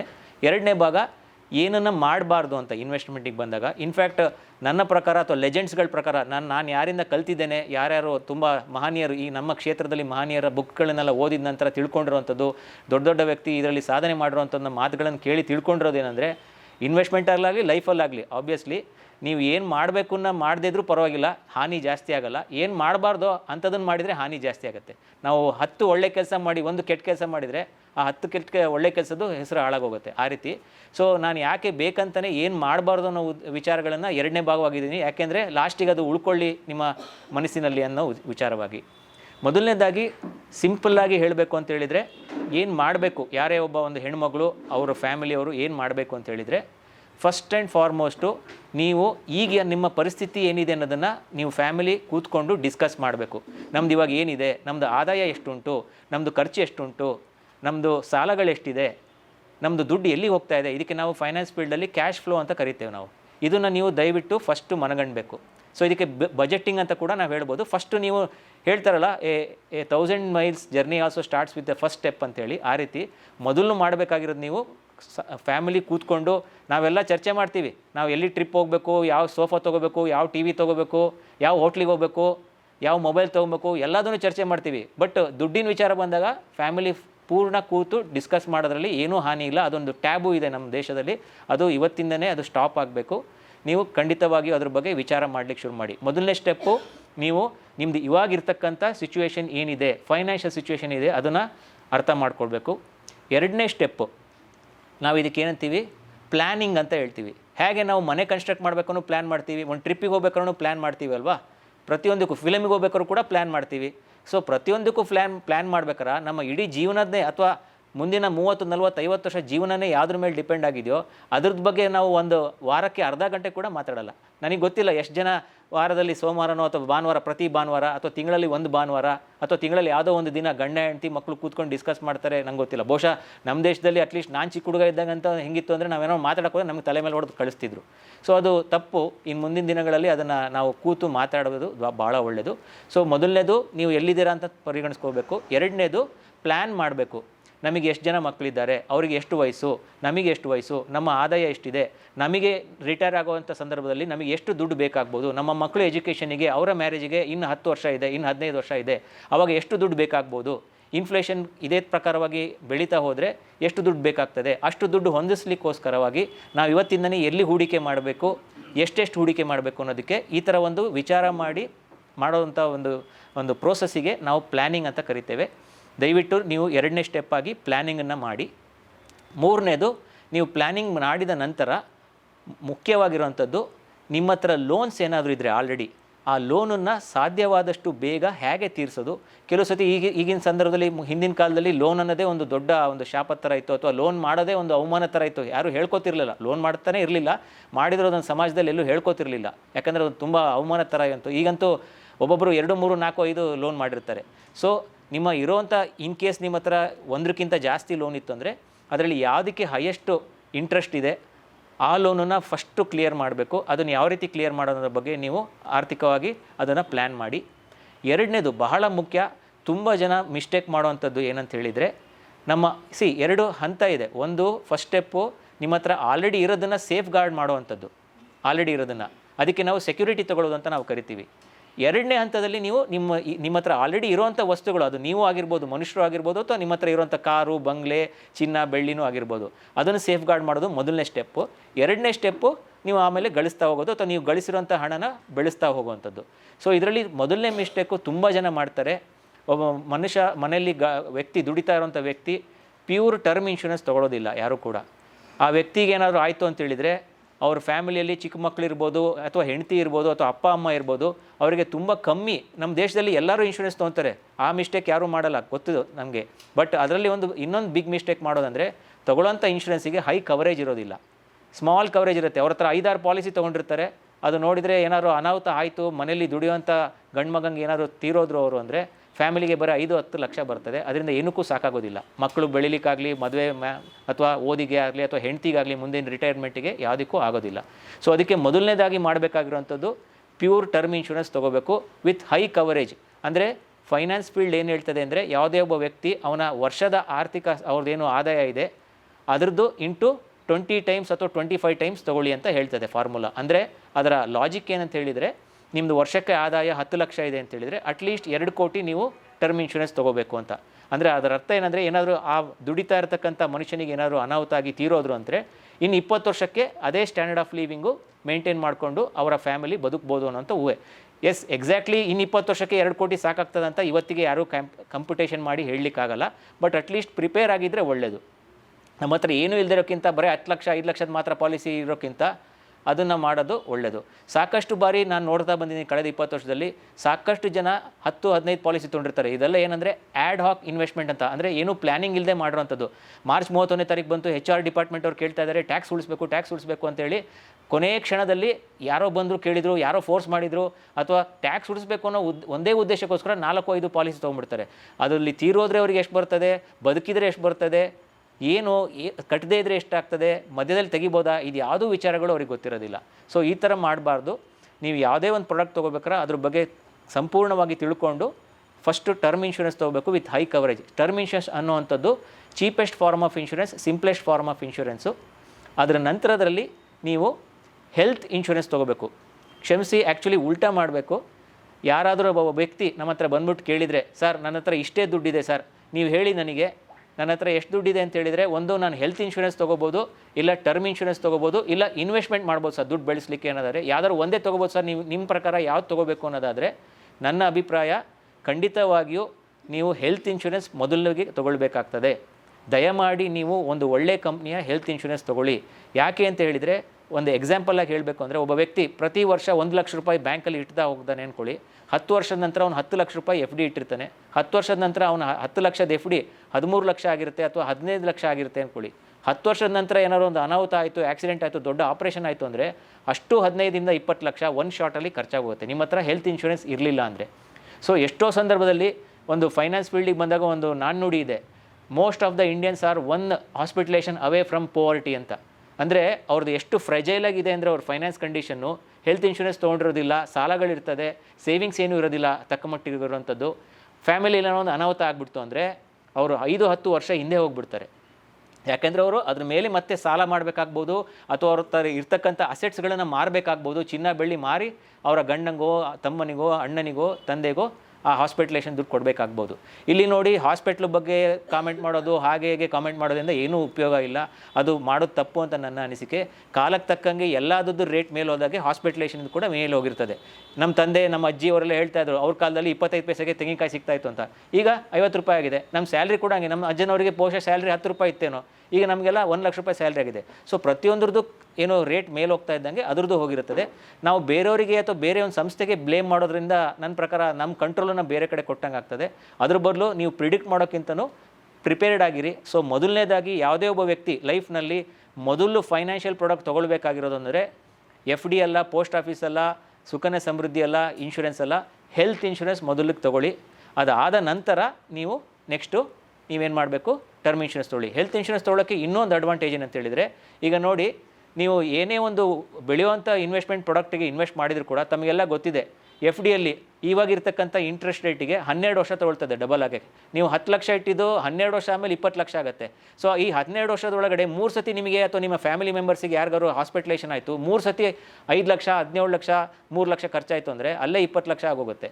ಸೊ ನಿಮಗೆ ಅಷ್ಟು ದುಡ್ಡು ಖರ್ಚಾದ ಮೇಲೂ ಕೂಡ ಇನ್ನೂ ದುಡ್ಡು ಬೇಕಾಗ್ತದೆ. ಅದ್ರ ಬದಲು ನೀವು ಒಂದು ಒಳ್ಳೆ ಕಂಪ್ನಿಯ ಒಳ್ಳೆ ಹೆಲ್ತ್ ಇನ್ಶೂರೆನ್ಸ್ ತೊಗೊಂಡಿದ್ರೆ ನಿಮಗೆ ಪ್ರತಿ ವರ್ಷ ಆಗ್ಬೋದು ಅಥವಾ 10 ವರ್ಷ 15 ವರ್ಷದಲ್ಲಿ ಎಷ್ಟೇ ಸತಿ ನಿಮ್ಮ ಫ್ಯಾಮಿಲಿ ಮೆಂಬರ್ಸ್ ಆಗ್ಬೋದು, ನೀವಾಗಲಿ ಹಾಸ್ಪಿಟಲೈಸೇಷನ್ ಆದರೂ ಕೂಡ ನೀವು ಎಷ್ಟು ಸಮ್ ಅಶ್ಯೂರ್ಡ್ ತೊಗೊಂಡಿರ್ತೀರ ಅಷ್ಟರ ತನಕ ಕಂಪ್ನಿಯವರೇ ಕೊಡ್ತಾರೆ, ನಿಮಗೇನು ಖರ್ಚಾಗೋದಿಲ್ಲ. ಸೊ ಅಥವಾ ಇನ್ನು ಈ ರೀತಿ ಹೇಳ್ಬೋದು, ನಿಮಗೆ 10 ಲಕ್ಷ ಖರ್ಚಾಗಿತ್ತು, ನೀವು ಸಮ್ ಅಶ್ಯೂರ್ಡ್ 5 ಲಕ್ಷದ ಮಾತ್ರ ತೊಗೊಂಡಿದ್ರಿ ಪಾಲಿಸಿ ಅಂದರೆ ಅಟ್ಲೀಸ್ಟ್ 10 ಲಕ್ಷ ಖರ್ಚಾಗುವಂಥ ಸಂದರ್ಭದಲ್ಲಿ 5 ಲಕ್ಷ ಮಾತ್ರ ಖರ್ಚಾಗ್ತದೆ. ಸೊ ಮೊದಲಿಗೆ ನೀವು ಹೆಲ್ತ್ ಇನ್ಶೂರೆನ್ಸ್ ತೊಗೊಳ್ಳಿ ದಯಮಾಡಿ. ಅದಾದ ನಂತರ ಟರ್ಮ್ ಇನ್ಶೂರೆನ್ಸ್ ತೊಗೊಳ್ಳಿ. ಇದೆರಡು ಆದ ನಂತರ ನಿಮಗೆ ಏನು ಈಗ ಸೇಫ್ ಗಾರ್ಡ್ ಮಾಡ್ಕೊಂಡಿದ್ದೀರಾ, ನಿಮ್ಮ ಅಸೆಟ್ಸ್ಗಳನ್ನು ಸೇಫ್ ಗಾರ್ಡ್ ಮಾಡಿದ್ದೀರಾ ಅಂದರೆ ನಿಮ್ಮ ಮನೆಯಲ್ಲಿ ದುಡಿಯುವಂಥ ವ್ಯಕ್ತಿಗೆ ಏನಾದ್ರು ಅನಾಹುತ ಆದರೆ ನಿಮ್ಮ ಫ್ಯಾಮಿಲಿಗೆ ಏನೂ ಫೈನಾನ್ಷಿಯಲ್ ಇಂಪ್ಯಾಕ್ಟ್ ಏನೂ ಆಗಲ್ಲ. ಅದಾದ ನಂತರ ಮಾತ್ರ ನೀವು 3ನೇ ಸ್ಟೆಪ್ಪಿಗೆ ಹೋಗಬೇಕು, ವಿಚ್ ಈಸ್ ಇನ್ವೆಸ್ಟ್ಮೆಂಟ್. ಅದು ಇನ್ವೆಸ್ಟ್ಮೆಂಟ್ ಯಾವಾಗ ಮಾಡಬೇಕು ಅಂದರೆ ಅದನ್ನು ನೀವು ನಿಮ್ಮ ಗೋಲ್ಸ್ ಪ್ರಕಾರ 3ನೇ ಪಾಯಿಂಟ್ ನಾನು ಹೇಳ್ತಾ ಇದ್ದೇನೆ. ಮೊದಲಿಗೆ ನೀವು ಬಜೆಟಿಂಗ್ ಮಾಡಬೇಕು, ನೀವು ಯಾವ ಸ್ಟೇಜಲ್ಲಿದ್ದೀರಾ ಚೆಕ್ ಮಾಡ್ಕೊಳ್ಳೋದು. 2ನೇದು ಪ್ಲ್ಯಾನಿಂಗ್ ಮಾಡಬೇಕು. 3ನೇದು ಸೇಫ್ ಗಾರ್ಡ್ ಮಾಡ್ಕೊಳ್ಳೋದು. 4ನೇ ಸ್ಟೆಪ್ಪು ಇದರಲ್ಲಿ ಬರೋದು ಏನಂತ ಹೇಳಿದರೆ, ನಿಮಗೆ ನೀವು ಯಾವ ಇನ್ವೆಸ್ಟ್ಮೆಂಟ್ ಮಾಡ್ತಿರಲ್ಲ, ನಮ್ಮ ದೇಶದಲ್ಲಿ ಇನ್ನೊಂದು ಪ್ರಾಬ್ಲಮ್ ಇದೆ. ನನಗೆ ಪ್ರತಿದಿನ ಸಿಗ್ತಾ ಇರ್ತಾರೆ ಕಸ್ಟಮರ್ಸು, ಇನ್ವೆಸ್ಟರ್ಸು. ಸರ್ ನಮ್ಮ ಹತ್ರ ಒಂದು 50,000 ರೂಪಾಯಿ ಇದೆ, ಎಲ್ಲಿ ಹಾಕಬೇಕು ಸರ್? ಸರ್ ನಮ್ಮ ಹತ್ರ ಒಂದು 2 ಲಕ್ಷ ಇದೆ, ಎಲ್ಲಿ ಹಾಕಬೇಕು? ಇದು ನೋಡಿ, ಈ ಪ್ರಶ್ನೆನೇ ಎಷ್ಟು ಅಪೂರ್ಣವಾಗಿದೆ. ಅವರು ಸರಿಯಾಗಿ ಕಂಪ್ಲೀಟಾಗಿ ಹೇಳ್ತಾ ಇಲ್ಲ. ಅವ್ರ ಕ್ವಶನ್ ಹೇಗೆ ಇರಬೇಕಾಗಿತ್ತು ಅಂದರೆ, ಸರ್ ನನ್ನ ಹತ್ರ ಇವತ್ತು 50,000 ರೂಪಾಯಿ ಇದೆ, ಇದು ನನ್ನ ಮೊದಲನೇ ಮಗಳಿಗೋಸ್ಕರ, ಅವಳಿಗೆ ಈಗ 13 ವರ್ಷ ಸರ್, ಇನ್ನು 8 ವರ್ಷ ನನಗೆ ಆ ದುಡ್ಡು ಬೇಡ, ಇನ್ನು 8 ವರ್ಷ ಆದಮೇಲೆ ನನಗೆ ಆ ದುಡ್ಡು ಬೇಕು ಸರ್, ಇದು ಎಲ್ಲಿ ಇನ್ವೆಸ್ಟ್ ಮಾಡಬೇಕು, ನನಗೆ ಇನ್ನು 8 ವರ್ಷ ಆದಮೇಲೆ ಇಷ್ಟು ಸಿಗತ್ತಾ ಸರ್? ಈ ರೀತಿ ಪ್ರಶ್ನೆ ಮಾಡಬೇಕು. ಅಂದರೆ ನಾನು ಏನು ಹೇಳಲಿಕ್ಕೆ ಇಚ್ಛೆ ಪಡ್ತಾ ಇದ್ದೀನಿ ಅಂದರೆ, ಗೋಲ್ ಬೇಸ್ಡ್ ಇನ್ವೆಸ್ಟ್ಮೆಂಟ್ಸ್ ನಮ್ಮ ಜನ ಮಾಡ್ತಾ ಇಲ್ಲ. ಸಾಕಷ್ಟು ಜನ ಗೋಲ್ ಬೇಸ್ಡ್ ಮಾಡ್ತಾ ಇಲ್ಲ. ಹೇಗೆ ಲೈಫಲ್ಲಿ ಏನಾದರೂ ಒಂದು ಸಾಧನೆ ಮಾಡಬೇಕು ಅಂದರೆ ಗೋಲ್ ಇರಬೇಕು, ಅದೇ ರೀತಿ ಇನ್ವೆಸ್ಟ್ಮೆಂಟಲ್ಲೂ ಕೂಡ ನೀವು ಒಂದು ಸಾಧನೆ ಮಾಡಬೇಕು, ಒಂದು ಗುರಿ ತಲುಪಬೇಕು ಅಂದರೆ ಗೋಲ್ ಬೇಸ್ಡ್ ಇನ್ವೆಸ್ಟ್ಮೆಂಟ್ಸ್ ಖಂಡಿತವಾಗಿಯೂ ಮಾಡಬೇಕು. ಸಾಕಷ್ಟು ಬಾರಿ ಆ್ಯಡ್ ಆಕ್ ಇನ್ವೆಸ್ಟ್ಮೆಂಟ್ಸ್ಗಳು ಆಗ್ತಾ ಇದ್ದಾವೆ. ಆ್ಯಡ್ ಆಕ್ ಇನ್ವೆಸ್ಟ್ಮೆಂಟ್ಸ್ ಅಂದರೆ ಯಾರೋ ಬಂದು ಕೇಳಿದ್ರು, ಯಾರೋ ಬಂದು ಫೋರ್ಸ್ ಮಾಡೋಂಥ ಗಡಿಬಿಡಿಯಲ್ಲಿ ಮಾಡೋವಂಥದ್ದು ಮತ್ತು ಮಾಡಿರೋಂಥ ಡಾಕ್ಯುಮೆಂಟ್ಸನ್ನು ಹಿಡ್ದಿರೋಂಥದ್ದು. ಸೊ ನನ್ನ 5ನೇ ಪಾಯಿಂಟ್ ಕೂಡ ಈಗ ನೆಕ್ಸ್ಟ್ ಅದೇ ಬರುವಂಥದ್ದು. ಏನಂತ ಹೇಳಿದರೆ, ಇವತ್ತೇ ದಯವಿಟ್ಟು ನೀವು ಮನೆಯಲ್ಲಿ ಕೂತು ಚೆಕ್ ಮಾಡಿ, ನಿಮ್ಮ ಮನೇಲಿರ್ತಕ್ಕಂಥ ನೀವೆಲ್ಲರೂ ಫ್ಯಾಮಿಲಿಯವರು ಡಿಸ್ಕಸ್ ಮಾಡಿ. ಏನಂತ ಹೇಳಿದರೆ, ನೀವು ಎಲ್ಲೆಲ್ಲಿ ಇನ್ವೆಸ್ಟ್ ಮಾಡಿದ್ದೀರಾ, ಏನೇನು ಇನ್ವೆಸ್ಟ್ ಮಾಡಿದ್ದೀರಾ, ಅದಷ್ಟರದ್ದು ಫೈನಾನ್ಷಿಯಲ್ ಡಾಕ್ಯುಮೆಂಟನ್ನು ಒಂದು ಫಿಸಿಕಲ್, ಈಗಿನ ಕಾಲದ ಒಂದು ಏನೋ ಡಿಜಿಟಲ್ ಸಾಫ್ಟ್ವೇರ್ ಅಂತ ನಾವೇನು ಮಾತನಾಡ್ತೀವಿ, ಅದರದ್ದು ಸಾಕಷ್ಟು ಅನುಕೂಲಗಳಿದ್ದಷ್ಟೇ ಅನಾನುಕೂಲಗಳು ಇದ್ದಾವೆ. ಈಗ ಕಳೆದ ಒಂದು 5-6 ವರ್ಷ ಕೆಳಗಡೆ ನಮ್ಮ ಸ್ನೇಹಿತನ ಒಬ್ಬನಿಗೆ ಅನಾಹುತ ಆಯಿತು. ಆ ಒಂದು ಎಲ್ಲದೂ ಕೂಡ ಡಿಜಿಟಲ್, ಬ್ಯಾಂಕ್ ಲಾಕರು, ಬ್ಯಾಂಕಿಂದ pin number, ATM card pin number, ಪ್ರತಿಯೊಂದು. ಈಗಿನ ಕಾಲದಲ್ಲಿ ನಿಮ್ಗೆ ಗೊತ್ತಲ್ಲ, ಮೊಬೈಲ್ ಕೂಡ ಲಾಕ್ ಇರ್ತದೆ. ಸೊ ಮೊಬೈಲ್ ಓಪನ್ ಮಾಡಲಿಕ್ಕೂ ನಮ್ಗೆ ಗೊತ್ತಾಗಲಿಲ್ಲ. ಸೊ ಇಂಥ ಸಂದರ್ಭದಲ್ಲಿ ನಾನು ಆವಾಗಲೇ ಹೇಳಿದ್ನಲ್ಲ, 2 ಲಕ್ಷ ಕೋಟಿಯಷ್ಟು ಅನ್ಕ್ಲೇಮ್ಡ್ ಅಮೌಂಟು ಬೇರೆ ಬೇರೆ ಸಂಸ್ಥೆಗಳಲ್ಲಿ ದುಡ್ಡು ಬಿದ್ದಿದೆ, ಯಾರಿಗೂ ತೊಗೊಳಕ್ಕಾಗ್ತಾ ಇಲ್ಲ ಅಂತ. ಆ ಒಂದು ಕಾರಣ ಆಗಬಾರ್ದು ಅನ್ನೋ ಉದ್ದೇಶಕ್ಕೋಸ್ಕರ ದಯಮಾಡಿ ನಿಮ್ದು ಎಷ್ಟೇ ಇನ್ವೆಸ್ಟ್ಮೆಂಟ್ ಇರಲಿ, 5,000 ರೂಪಾಯಿ ಇರಲಿ, 5 ಲಕ್ಷ ಇರಲಿ, ಪ್ರತಿಯೊಂದು ಇನ್ವೆಸ್ಟ್ಮೆಂಟನ್ನು ಕೂಡ ಒಂದು ಫಿಸಿಕಲ್ ಪ್ರಿಂಟೌಟ್ ತೆಗೆದು ಅದನ್ನು ಒಂದು ಫೈಲ್ ಮಾಡಿ, ಫೋಲ್ಡರ್ ಮಾಡಿ, ಅದಕ್ಕೆ ನಾವು ಫಿಡಾಕ್ ಅಂತ ಕರಿತೀವಿ, ಫೈನಾನ್ಷಿಯಲ್ ಡಾಕ್ಯುಮೆಂಟ್ ಅಂತ, ಅದರಲ್ಲಿ ದಯವಿಟ್ಟು ಸ್ಟೋರ್ ಮಾಡಿ ಇಟ್ಟಿರಿ. 6ನೇ ಪಾಯಿಂಟು, ನೀವು ಮಾಡ್ತಿರ್ತಕ್ಕಂಥ ಯಾವುದೇ ಇನ್ವೆಸ್ಟ್ಮೆಂಟನ್ನು ನೀವು ದಯಮಾಡಿ 6 ತಿಂಗಳಿಗೆ ಅಥವಾ 1 ವರ್ಷಕ್ಕೆ ರಿವ್ಯೂ ಮಾಡ್ತಾ ಹೋಗಿ. ಇದು ಭಾಳ ಮುಖ್ಯ. ಕೊನೆಯದಾಗಿ, ನಿಮಗೆ ಇದನ್ನೆಲ್ಲ ಮಾಡಲಿಕ್ಕೆ ನಮಗೆ ಆಗೋದಿಲ್ಲ ಅಥವಾ ನಮಗೆ ಅಷ್ಟು ಟೈಮ್ ಸಿಗ್ತಾ ಇಲ್ಲ ಅಥವಾ ಅಷ್ಟು ಪರಿಣಿತಿ ಇಲ್ಲ ನಮಗೆ ಅನ್ನೋದಾದರೆ, ನಿಮಗೆ ಒಳ್ಳೆ ಆರ್ಥಿಕ ಸಲಹೆಗಾರರು ಯಾರು ಇದ್ದರೆ, ನಿಮ್ಮಲ್ಲಿ ಪರ್ಚೇಸ್ ಥ್ರೂ ಅಥವಾ ಯಾರು ನಿಮ್ಮಲ್ಲಿ ರಿಲೇಷನ್ಸ್ ಇದ್ದರೆ ಅವ್ರ ಹತ್ರ ಸಲಹೆ ತೊಗೊಳ್ಳಿ, ಅದರಿಂದ ನೀವು ಮುಂದುವರಿರಿ. ಸಾಕಷ್ಟು ಬಾರಿ ಒಂದು ಪ್ರಶ್ನೆ ಬರ್ತದೆ, ಸರ್ ಆರ್ಥಿಕವಾಗಿ ಸಲಹೆಗಾರನ ಯಾರು ಅಂತ ನಾವು ನಂಬೋದು ಸರ್, ಹೇಗೆ ನಂಬೋದು, ನಮಗೆ ಗೊತ್ತಿಲ್ಲ ಅಂತ. ಅದಕ್ಕೆ ಒಂದು ಸಿಂಪಲ್ 4-5 ಸ್ಟೆಪ್ ಇದೆ. ಈಗ ನೋಡಿ, ನೀವು ನಿಮ್ಮ ಮನೆಯಲ್ಲಿ ನಿಮ್ಮ ಮಗಳಿಗೆ ಗಂಡು ಹುಡುಕ್ಬೇಕಾದ್ರೆ ಏನು ಮಾಡ್ತೀರಾ? ನೀವು ಹುಡ್ತಕ್ಕಂಥ ಗಂಡು ಹೇಗಿದ್ದಾನೆ, ಅವನ ಬ್ಯಾಕ್ಗ್ರೌಂಡ್ ಹೇಗಿದೆ, ಅವ್ರ ಫ್ಯಾಮಿಲಿ ಹೇಗಿದೆ, ಅವನದು ಎಜುಕೇಷನ್ ಏನಿದೆ, ಅವನದು ಕೆಲಸ ಹೇಗಿದೆ, ಪ್ಯಾಕೇಜ್ ಆಗಿದೆ ಅಂತ ಚೆಕ್ ಮಾಡ್ತಿರಲ್ಲ, ಅದೇ ರೀತಿ ಯಾವುದೇ ಒಬ್ಬ ಆರ್ಥಿಕ ಸಲಹೆಗಾರನ ನೀವು ಅವ್ರನ್ನ ನೇಮಿಸ್ಕೊಳ್ಳೋಕ್ಕಿಂತ ಮುಂಚಿತವಾಗಿ ಅವ್ರ ಹತ್ರ ಹೋಗಿ ಕೂತ್ಕೊಂಡು ನೀವು ಡಿಸ್ಕಸ್ ಮಾಡಬೇಕು. ಸರ್ ನೀವು ಎಷ್ಟು ವರ್ಷದಿಂದ ಕೆಲಸದಲ್ಲಿ ಇದ್ದೀರಾ, ನಿಮ್ಗೆ ಏನು ಎಕ್ಸ್ಪೀರಿಯನ್ಸ್ ಉಂಟು, ನಿಮ್ಮದು ಎಜುಕೇಷನ್ ಕ್ವಾಲಿಫಿಕೇಷನ್ ಏನಿದೆ ಸರ್, ನೀವು ಯಾವ ರೀತಿ ನೀವು ಸಲಹೆ ಕೊಡ್ತೀರಾ, ಪ್ರತಿಯೊಂದು ನೀವು ಚಾರ್ಜ್ ಮಾಡ್ತೀರಾ ಅಥವಾ ಚಾರ್ಜ್ ಮಾಡಲ್ವಾ, ಪ್ರತಿಯೊಂದು ನೀವು ತಿಳ್ಕೊಂಡು ನೀವು ಪ್ರಶ್ನೆಗಳನ್ನು ಕೇಳಬೇಕು. ಅವ್ರ ಪ್ರಶ್ನೆಗಳು ಕೇಳೋದಲ್ಲ, ನೀವು ಪ್ರಶ್ನೆಗಳನ್ನ ಕೇಳಿ ಅವರಿಗೆ ನಿಮ್ಮ ಪ್ರಕಾರ ನಿಮಗೆ ನಿಮ್ಮ ಎಕ್ಸ್ಪೀರಿಯೆನ್ಸಿಂದ ಗೊತ್ತಾಗ್ತದೆ ಅವ್ರು ಸಮರ್ಪಕವಾಗಿ ನಿಮಗೆ ಉತ್ತರ ಕೊಡ್ತಾ ಇದ್ದಾರೆ ಅಂತ ನಿಮಗೆ ಅನಿಸ್ತು ಅಂತ ಹೇಳಿದರೆ ಅವರನ್ನು ನೀವು ತೊಗೊಬೋದು. ಮುಂದಿನ ದಿನಗಳಲ್ಲಿ ನೀವು ಅವರು ಹೇಗೆ ಅವರು ಸರ್ವಿಸ್ ಕೊಡ್ತಾ ಇದ್ದಾರೆ ಅದ್ರ ನಂತರವಾಗಿ ನೀವು ಅವ್ರ ಜೊತೆ ಮುಂದುವರಿಬೋದು. ಸೊ ಇದಿಷ್ಟು ಬೇಸಿಕ್ಕಾಗಿ ಪ್ರತಿಯೊಬ್ಬ ವ್ಯಕ್ತಿನೂ ಮಾಡಬೇಕಾದಂಥ ವಸ್ತುಗಳು. ಒಂದು ಬಜೆಟಿಂಗ್, ಎರಡನೇದು ಪ್ಲ್ಯಾನಿಂಗ್, ಮೂರನೇದು ಗೋಲ್ ಪ್ರಕಾರ ಇನ್ವೆಸ್ಟ್ ಮಾಡೋದು, ನಾಲ್ಕನೇದು ಸೆಕ್ಯೂರ್ ಮಾಡುವಂಥದ್ದು, ನಿಮ್ಮ ಫ್ಯಾಮಿಲಿ ಸೆಕ್ಯೂರ್ ಮಾಡ್ಕೋಬೇಕು, ಐದನೇದು ರಿವ್ಯೂ ಮಾಡ್ತಿರ್ಬೇಕು. ಸಾಕಷ್ಟು ಬಾರಿ ಅದೇ ಆಗುತ್ತೆ, ನಾವು ಎಷ್ಟೊಂದು ಜನ ಕೇಳ್ತೀವಿ, ಸರ್ ನೀವು ಏನು ಮಾಡಿದ್ದೀರಾ ಇನ್ವೆಸ್ಟ್ಮೆಂಟ್, ಅದೇನೋ ಗೊತ್ತಿಲ್ಲಪ್ಪ, ಲಾಕರಲ್ಲಿ ಇಟ್ಟಿದ್ದೀವಿ, ಗೊತ್ತೇ ಇಲ್ಲ, ಅವ್ರು ಯಾರೋ ಬಂದರು ಮಾಡಿಸ್ಬಿಟ್ರು ಅಂದರೆ ಅವ್ರು ಮಾಡಿ ಇನ್ವೆಸ್ಟ್ಮೆಂಟ್ ಮಾಡಿ 5 ವರ್ಷ 6 ವರ್ಷ 10 ವರ್ಷ ಆಗಿರುತ್ತೆ, ಮರ್ತೇ ಹೋಗಿರುತ್ತೆ. ಇನ್ನೂ ಭಾಳ ಒಂದು ಮಜವಾಗಿರುವಂಥದ್ದಂದರೆ ನಮ್ಮ ಎಷ್ಟೋ ಜನ ಕಸ್ಟಮರ್ ಹತ್ರ ಹೋದಾಗ ಆ ಇನ್ವೆಸ್ಟ್ಮೆಂಟ್ ಮಾಡಿರ್ತಕ್ಕಂಥ ಕಂಪ್ನಿಯಿಂದ ಕವರ್ಗಳು ಬಂದಿರ್ತದೆ, ಕೊರಿಯರ್ಗಳು, ಪೋಸ್ಟ್ಗಳು, ಅವ್ರು ಅದನ್ನು ಹರಿದೂ ಇರಲ್ಲ, ಅದನ್ನು ಹಂಗೆ ಬಂಡಲ್ ಮಾಡಿ ಇಟ್ಟಿರ್ತಾರೆ. ನಾವು ಹೋದ್ಮೇಲೆ ನಮಗೆ ಕೊಡ್ತಾರೆ, ನೀವು ನೋಡಪ್ಪ ಇದು ಅಂತ. ಅವನು ಹರಿದು ನೋಡಿರಲ್ಲ, ಓದೋದು ಇಲ್ಲ. ನಾನು ಹೇಳೋದು ಇದೆಲ್ಲ ನೀವು ಕಷ್ಟಪಟ್ಟು ದುಡ್ದಿರೋಂಥದ್ದು ಇನ್ವೆಸ್ಟ್ಮೆಂಟನ್ನು ನೀವೇ ಅದಕ್ಕೆ ಅದು ಇಂಪಾರ್ಟೆನ್ಸ್ ಅಥವಾ ಸೀರಿಯಸ್ನೆಸ್ ಕೊಡಲಿಲ್ಲ ಅಂದರೆ ಅದು ಮುಂದೆ ತೊಂದರೆ ಆಗೋ ಸಾಧ್ಯತೆ ಇದೆ. ಸೊ ದಯವಿಟ್ಟು ಸ್ವಲ್ಪ ಅದರಲ್ಲಿ ಪಾರ್ಟಿಸಿಪೇಟ್ ಮಾಡಿ. ಸೊ ಇದಿಷ್ಟು ಮಾಡಬೇಕಾದಂಥ ವಿಚಾರಗಳು. ಇನ್ನು 4-5 ಮಾಡಬಾರ್ದಂಥ ವಿಚಾರಗಳಿದ್ದಾವೆ ಇನ್ವೆಸ್ಟ್ಮೆಂಟಿಗೆ ಹೋಲಿಸಿದಾಗ. ಸೊ ಬಹುಶಃ ನಾನು ಈಗ ಮೊದಲನೇ ಹಂತದಲ್ಲಿ ಹೇಳೋಂಥದ್ದನ್ನೇ ರಿವರ್ಸ್ ಅಂತ ಅನ್ಕೊಬೋದು ನಾವು. ಮೊದಲನೇದಾಗಿ ಭಾರತೀಯರಲ್ಲಿ ಹೇಳಿದ್ನಲ್ಲ, ಗೋಲ್ ಬೇಸ್ಡ್ ಇನ್ವೆಸ್ಟ್ಮೆಂಟ್ಸ್ ಮಾಡೋದಿಲ್ಲ, ಅದು ತುಂಬ ತಪ್ಪು. ನೀವು ಬೇಕಾದ್ರೆ ನೀವು ತಿಂಗಳ ಸರ್ ನನಗೆ ನೀವು ಹೇಳ್ಬೋದು, ಸರ್ ನನಗೆ ಅಷ್ಟೊಂದು ಆದಾಯ ಇಲ್ಲ ಸರ್, ನಾನು ಬರೀ 1000 ರೂಪಾಯಿ ಮಾತ್ರ ಮಾಡಲಿಕ್ಕಾಗತ್ತೆ ಇನ್ವೆಸ್ಟ್ಮೆಂಟು, ಅಥವಾ ಬರೀ 2000 ರೂಪಾಯಿ ಮಾತ್ರ ಮಾಡಲಿಕ್ಕಾಗತ್ತೆ ಅಂತ. ನೀವು 1000 ರೂಪಾಯಿ ಇರಲಿ 2000 ರೂಪಾಯಿ ಇರಲಿ ಏನೂ ತೊಂದರೆ ಇಲ್ಲ, ನೀವು ಗೋಲ್ ಬೇಸ್ಡ್ ಮಾಡಿ. ಮತ್ತು ಹೇಗೆ ಜೀವನದಲ್ಲೂ ಕೂಡ ಯಾವುದೇ ವ್ಯಕ್ತಿ, ಅದು ಸಚಿನ್ ತೆಂಡೂಲ್ಕರ್ ಇರ್ಬೋದು, AR ರೆಹಮಾನ್ ಇರ್ಬೋದು, ಡಾಕ್ಟರ್ ರಾಜ್ಕುಮಾರ್ ಇರ್ಬೋದು, ಮೊದಲನೇ ದಿನವೇ ಸಾಧನೆ ಮಾಡಿಬಿಡಲ್ಲ, ಅದೊಂದು ಹಾದಿ, ಅದೊಂದು ಜರ್ನಿ. ಅದೇ ರೀತಿ ನೀವು ಮಾಡಬೇಕಾದ್ರೆ ಅದೊಂದು ಗೋಲ್ ಬೇಸ್ಡ್ ಮಾಡಿ, ಆವಾಗ ನಿಮಗೆ ಏನಾಗ್ತದೆ, ಕ್ಲಾರಿಟಿ ಸಿಗ್ತದೆ. ಎರಡನೇದು ನಿಮಗೆ ಎಂಕರೇಜ್ಮೆಂಟ್ ಆಗ್ತದೆ, ನಿಮಗೊಂದು ಕಾನ್ಫಿಡೆನ್ಸ್ ಬರುತ್ತೆ. ಮತ್ತು ತಪ್ಪು ಈಗ ನೀವೊಂದು ಫಾರ್ ಎಕ್ಸಾಂಪಲ್ ಒಂದು ಯಾವುದೋ ಊರಿಗೆ ಹೋಗ್ಬೇಕಾದ್ರೆ ನೀವು ಮ್ಯಾಪ್ ಇಟ್ಕೊಂಡು ಹೋದಾಗ ನಿಮಗೆ ಮ್ಯಾಪ್ ಇಟ್ಕೊಳ್ದೆ ಊರಿಗೆ ಹೋಗೋಕ್ಕೂ ಮ್ಯಾಪ್ ಇಟ್ಕೊಂಡು ಹೋಗೋಕ್ಕೂ ಭಾಳ ವ್ಯತ್ಯಾಸ ಇದೆ ಅಲ್ವಾ, ಆ ರೀತಿ. ಸೊ ನೀವು ಮ್ಯಾಪ್ ಇಟ್ಕೊಂಡು ಹೋದ್ರೆ ಏನಾಗುತ್ತೆ, ನಿಮಗೆ ನಿಮ್ಮ ಡೆಸ್ಟಿನೇಷನನ್ನು ಈಸಿಯಾಗಿ ತಲುಪ್ತೀರಾ, ಬೇಗ ತಲುಪ್ತೀರಾ, ಅಥವಾ ಅಲ್ಲಿ ದಾರಿ ತಪ್ಪುವಂಥ ಸಾಧ್ಯತೆ ತುಂಬ ಕಮ್ಮಿ ಆಗ್ತದೆ. ಸೊ ಫಸ್ಟು ನೀವು ಗೋಲ್ ಬೇಸ್ಡ್ ಇನ್ವೆಸ್ಟ್ಮೆಂಟ್ ಮಾಡಬೇಕು ಮೊದಲನೇದಾಗಿ. ಎರಡನೇದಾಗಿ ಭಾಳ ಇಂಪಾರ್ಟೆಂಟ್ ಮಿಸ್ಟೇಕು ನಮ್ಮ ದೇಶದಲ್ಲಿ ಮಾಡುವಂಥದ್ದು, ಡಿಲೇ ಮಾಡ್ತಾರೆ. ಅವ್ರು ಇನ್ವೆಸ್ಟ್ಮೆಂಟ್ ಮಾಡೋದನ್ನು ಡಿಲೇ ಮಾಡ್ತಾರೆ. ಅವ್ರೇನು ಅನ್ಕೊತಾರೆ, ಸರ್ ನನ್ನ ಆದಾಯ ತುಂಬ ಕಮ್ಮಿ ಇದೆ ಸರ್, ನೆಕ್ಸ್ಟ್ ನೋಡ್ತೀನಿ ಸರ್, ಆಮೇಲೆ ಮಾಡ್ತೀನಿ ಸರ್. ಹಾಗೆ ಮಾಡಬೇಡಿ ದಯವಿಟ್ಟು. ನಿಮಗೆ 100 ರೂಪಾಯಿ ಸಾಧ್ಯತೆ ಇದೆಯಾ ತಿಂಗಳ ಮಾಡಲಿಕ್ಕೆ, ದಯವಿಟ್ಟು 100 ರೂಪಾಯಿಂದ ಇನ್ವೆಸ್ಟ್ಮೆಂಟ್ ಮಾಡಿ. No amount is small. ನೀವು ಮತ್ತು ಭಾಳ ಇಂಪಾರ್ಟೆಂಟ್ ಮೂರನೇದು, ಇನ್ನೊಂದು ನಮ್ಮ ಇಂಡಿಯನ್ಸ್ ಮಿಸ್ಟೇಕ್ ಮಾಡೋದು, ಬೇರೆಯವ್ರನ್ನ ಕಂಪೇರ್ ಮಾಡಿ ಇನ್ವೆಸ್ಟ್ ಮಾಡೋದು, ಅಥವಾ ಬೇರೆಯವ್ರು ಕಂಪೇರ್ ಮಾಡಿ ಪ್ರತಿಯೊಂದು. ಈಗ ಸೋಷಿಯಲ್ ಮೀಡಿಯಾ ಜೀವನ ನಡೆಸ್ತಾ ಇದ್ದೀವಿ ನಾವು. ಸೋಷಿಯಲ್ ಮೀಡಿಯಾದಲ್ಲಿ ಫ್ರೆಂಡ್ ಏನೋ ವಾಟ್ಸಪ್ ಆಗ್ತಾನೆ, ಅದನ್ನು ನೋಡಿ ನಾವು ತೊಗೊಳ್ಳೋದು, ನಾವು ಸ್ಪೆಂಡ್ ಮಾಡೋದು, ಅದನ್ನು ದಯವಿಟ್ಟು ಸ್ಟಾಪ್ ಮಾಡಿ. ಮೋಸ್ಟ್ ಇಂಪಾರ್ಟೆಂಟ್ ಗೋಲ್ ಬೇಸ್ಡ್ ಇನ್ವೆಸ್ಟ್ಮೆಂಟ್ ಮಾಡಿ. ಮೂರನೇದು ಭಾಳ ಇಂಪಾರ್ಟೆಂಟ್ ಇರುವಂಥದ್ದು, ಇವ್ರೇನು ಮಾಡ್ತಾರೆ, ಡಿಲೇ ಮಾಡೋದ್ರಿಂದ ಇನ್ವೆಸ್ಟ್ಮೆಂಟಲ್ಲಿ ಮಿಸ್ಟೇಕಲ್ಲಿ ಮೂರನೇದು, ಫಸ್ಟಿಗೆ ಇನಿಷಿಯಲ್ ಇಯರ್ಸಲ್ಲಿ ಡಿಲೇ ಮಾಡಿಬಿಡ್ತಾರೆ. ಡಿಲೇ ಮಾಡೋದ್ರಿಂದ ಹೇಗೆ ಕ್ರಿಕೆಟ್ ಮ್ಯಾಚಲ್ಲಿ ನೀವು ಇನಿಷಿಯಲ್ ಓವರ್ಸಲ್ಲಿ ಸ್ಕೋರ್ ಮಾಡ್ಕೊತಾ ಬಂದರೆ 4-5 3-4 ರನ್ಸ್ ಮಾಡ್ತಾ ಹೋದರೆ ನೀವು ಲಾಸ್ಟಿಗೆ ಸ್ಕೋರ್ ಜಾಸ್ತಿ ಏನು ಮಾಡೋದು ಬೇಡ, ಅದೇ ಥರ ಮಾಡ್ಕೊತಾ ಹೋದರೆ ಸಾಕು, ನೀವು ಗೆಲ್ಬೋದು ಅಥವಾ ನೀವು ಟಾರ್ಗೆಟ್ ರೀಚ್ ಆಗ್ಬೋದು ಸ್ಕೋರ್. ಅದೇ ಸೇಮ್ ಇನ್ವೆಸ್ಟ್ಮೆಂಟ್ಗೂ ಅಪ್ಲೈ ಆಗುತ್ತೆ. ಇನಿಷಿಯಲ್ ಇಯರ್ಸಲ್ಲಿ ನೀವು ಅದು 100 ರೂಪಾಯಿ ಏನು ಸ್ಟಾರ್ಟ್ ಮಾಡೋದು, 1000 ರೂಪಾಯಲ್ಲಿ ಏನಾಗುತ್ತೆ ಅಂತ ಏನೂ ಮಾಡದೆ ನೀವು ಸುಮ್ಮನಿದ್ಬಿಟ್ರೆ, ಆಮೇಲೆ ನಮಗೆ ಮದುವೆ ಆಯಿತು, ಮಕ್ಕಳು ದೊಡ್ಡವರಾದರು, ಆಮೇಲೆ ನಮಗೆ ಜ್ಞಾನೋದಯ ಆಗಿ ನಾವು ಆಮೇಲೆ ಮಾಡ್ಲಿಕ್ಕೆ ಹೋದಾಗ ಏನಾಗುತ್ತೆ, ಲೇಟ್ ಆಗಿರುತ್ತೆ. ಹಾಗೆ ಕ್ರಿಕೆಟ್ ಮ್ಯಾಚಲ್ಲಿ ಲಾಸ್ಟ್ ಓವರ್ಸ್ಗಳಲ್ಲಿ ನೀವು ಇನಿಷಿಯಲಿ ಮಾಡಲಿಲ್ಲ ಅಂದರೆ, ಸ್ಕೋರ್ ಮಾಡಲಿಲ್ಲ ಅಂದರೆ ಲಾಸ್ಟ್ ಓವರ್ಸಲ್ಲಿ 10, 12, 15 ರನ್ ಹೊಡಿಬೇಕಾಗ್ತದೋ ಅದೇ ರೀತಿ ಇಲ್ಲಾಗುತ್ತೆ. ಅವಾಗ ಏನಾಗುತ್ತೆ, ಲಾಸ್ಟ್ ಓವರ್ಸಲ್ಲಿ ನಿಮ್ಗೆ 15-20 ರನ್ ಹೊಡಿಬೇಕು ಅಂದರೆ ನಾವೇನು ಮಾಡಬೇಕಾಗತ್ತೆ, ಏನೋ ಎರಾಟಿಕ್ ಶಾರ್ಟ್ಸ್ಗಳನ್ನ ಹೊಡಿಬೇಕಾಗತ್ತೆ. ಅವಾಗ ಔಟ್ ಆಗೋ ಚಾನ್ಸಸ್ ಜಾಸ್ತಿ ಆಗುತ್ತೆ. ಅದೇ ರೀತಿ ನಮ್ಮ ಇಂಡಿಯನ್ಸ್ ಮಾಡ್ತಿರೋಂಥ ಇನ್ನೊಂದು ಮಿಸ್ಟೇಕ್ ಏನಂತ ಹೇಳಿದರೆ, ಡಿಲೇ ಮಾಡೋದ್ರಿಂದ ಯಾವುದೇ ಅದರಲ್ಲೂ ಹೈ ರಿಟರ್ನ್ಸ್ ಬರುತ್ತಲ್ಲ. ಯಾಕಂದರೆ ಇನಿಷಿಯಲ್ ಇಯರ್ಸಲ್ಲಿ ಡಿಲೇ ಮಾಡಿಬಿಡ್ತಾರೆ, ಅವ್ರಿಗೆ ಅನ್ಸೋಕ್ಕೆ ಶುರು ಆಗ್ಬಿಡುತ್ತೆ, ಅವ್ರಿಗೆ ಕೊರತೆ ಶುರು ಆಗುತ್ತೆ, ಅಯ್ಯೋ ನಾನು ಮಿಸ್ಟೇಕ್ ಮಾಡಿಬಿಟ್ಟೆ ಅಂತ. ಸೊ ಅದಕ್ಕೋಸ್ಕರ ಇಷ್ಟು ವರ್ಷ ಡಿಲೇ ಮಾಡಿದ್ದನ್ನೆಲ್ಲ ಒನ್ ಶಾರ್ಟಲ್ಲಿ ಕ್ಲಿಯರ್ ಮಾಡ್ಕೋತೀನಿ ಅಂದ್ಬಿಟ್ಟು ಕ್ರಿಪ್ಟೋ ಕರೆನ್ಸಿಗೆ ಹೋಗೋದು, ಅಥವಾ ಸ್ಕ್ರಿಪ್ಲೆಸ್ ಅಂದರೆ ಅದಕ್ಕೇನು ಬ್ಯಾಕಿಂಗ್ ಇಲ್ದಿರೋಂಥ ಇನ್ವೆಸ್ಟ್ಮೆಂಟ್ಗಳನ್ನು ತುಂಬ ಮಾಡ್ತಾ ಇದ್ದಾರೆ ಇವತ್ತಿನ ದಿವಸ. ಅದು ಶುದ್ಧ ತಪ್ಪು. ನೋಡಿ, ಪ್ರತಿಯೊಂದು ಇನ್ವೆಸ್ಟ್ಮೆಂಟಿಗೂ ಕೂಡ ಬೇರೆ ಅಸೆಟ್ ಕ್ಲಾಸ್ ಅಂತ ನಾವು ಕರಿತೀವಿ. Gold is N asset class, FD is N asset class, real estate is N asset class, mutual fund, shares is N asset class. ಪ್ರತಿಯೊಂದು ಅಸೆಟ್ ಕ್ಲಾಸಿಗೂ ಕೂಡ ಅದರದ್ದೇ ಆದಂಥ ಅಡ್ವಾಂಟೇಜಸ್ಸು ಡಿಸ್ಅಡ್ವಾಂಟೇಜಸ್ಗಳಿದ್ದಾವೆ.